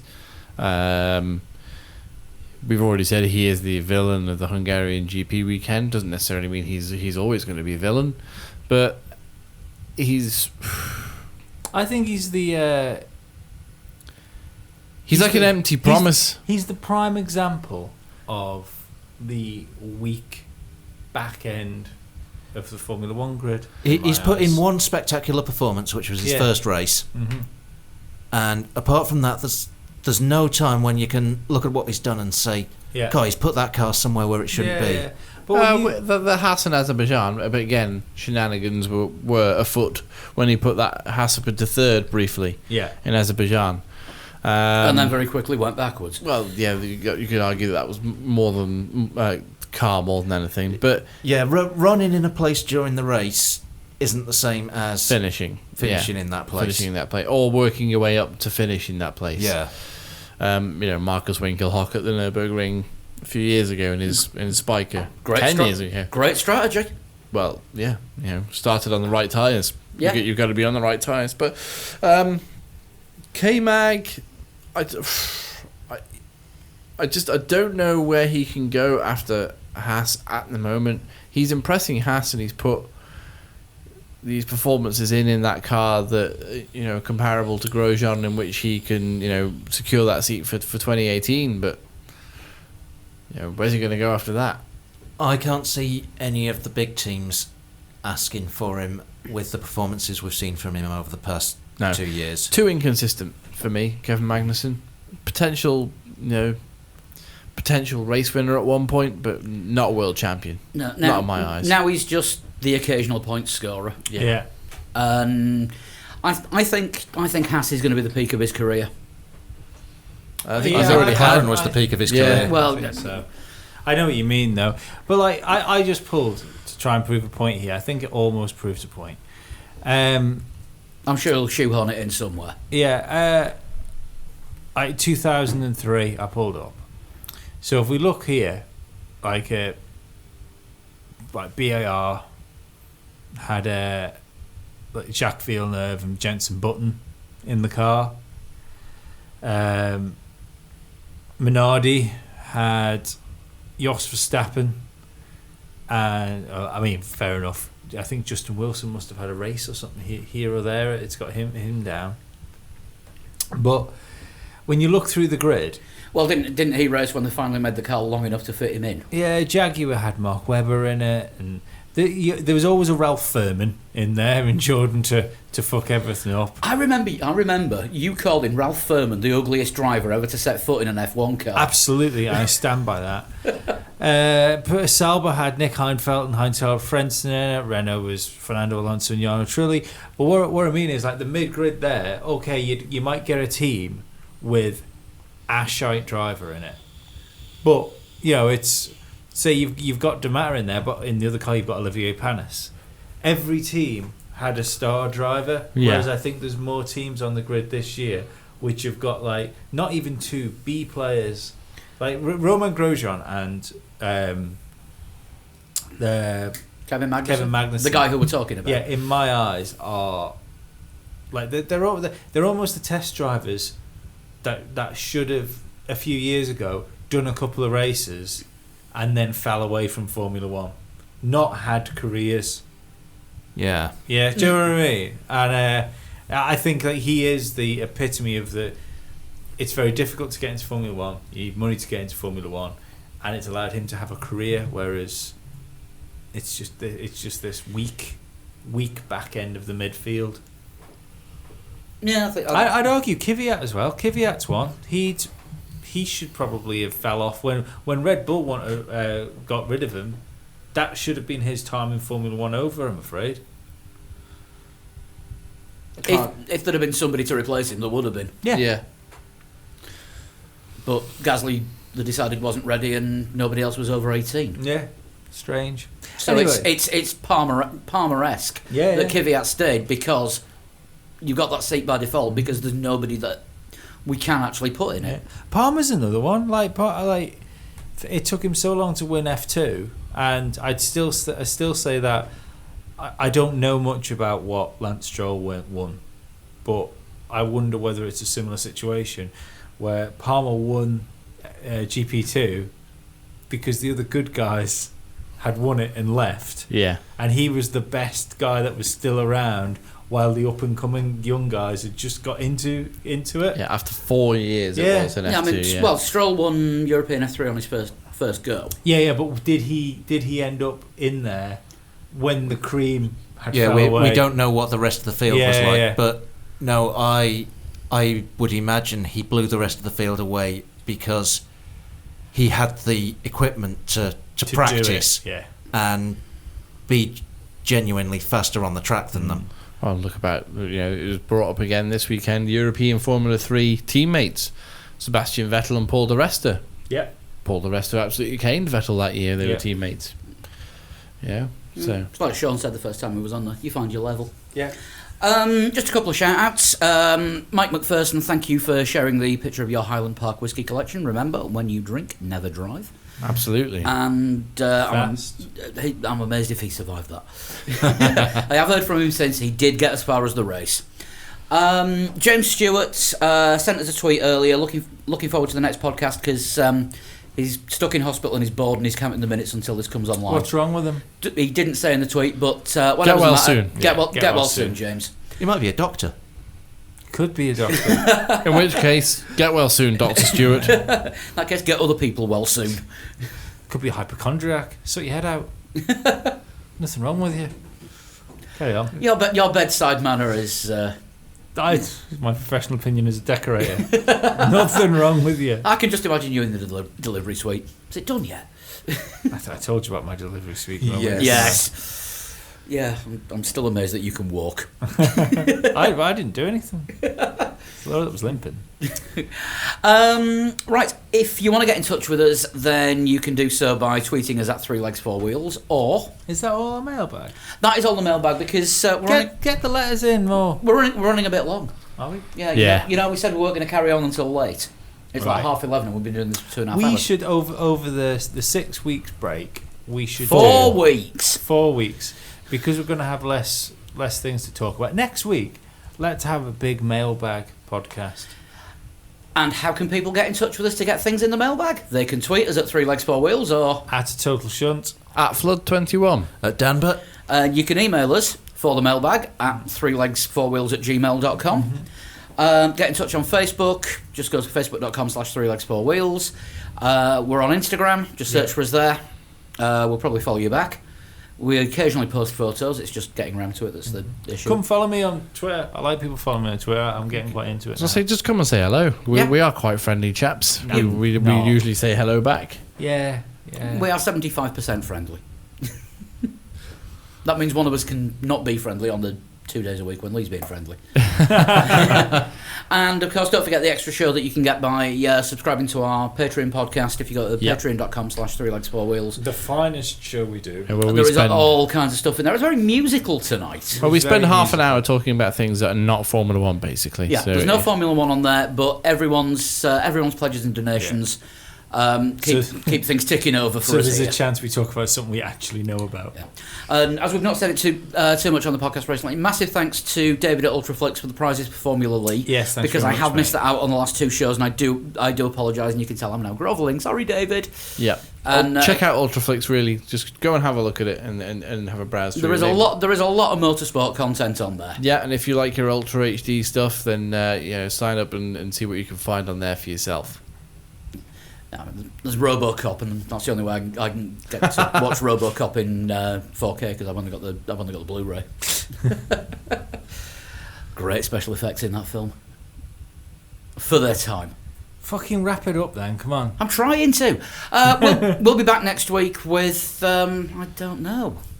We'll do a listener mailbag. Get as many questions in, and we'll get through as many things in the mailbag. And I'll keep you updated as to how we're going with the Nigel Mansell thing. Yeah, and We'll don't be forget back next week with news of how the testing went. Yes. Yeah, we'll definitely have but that. it can't be just a Cubica cast. Oh, I think it could be. No, we might talk about McLaren a I was bit going to as say well. he's got to get McLaren and Honda. in Listen, there we've said it somewhere. before. We're going to have nothing to talk about, and then big news breaks. Okay, so let's just see what happens over the next week and see what next week's podcast is like. Yeah. Cool. And don't forget Formula Lee this week. Germany in the dry in a Renault. Yep. We'll see you next week. Bye-bye. Bye.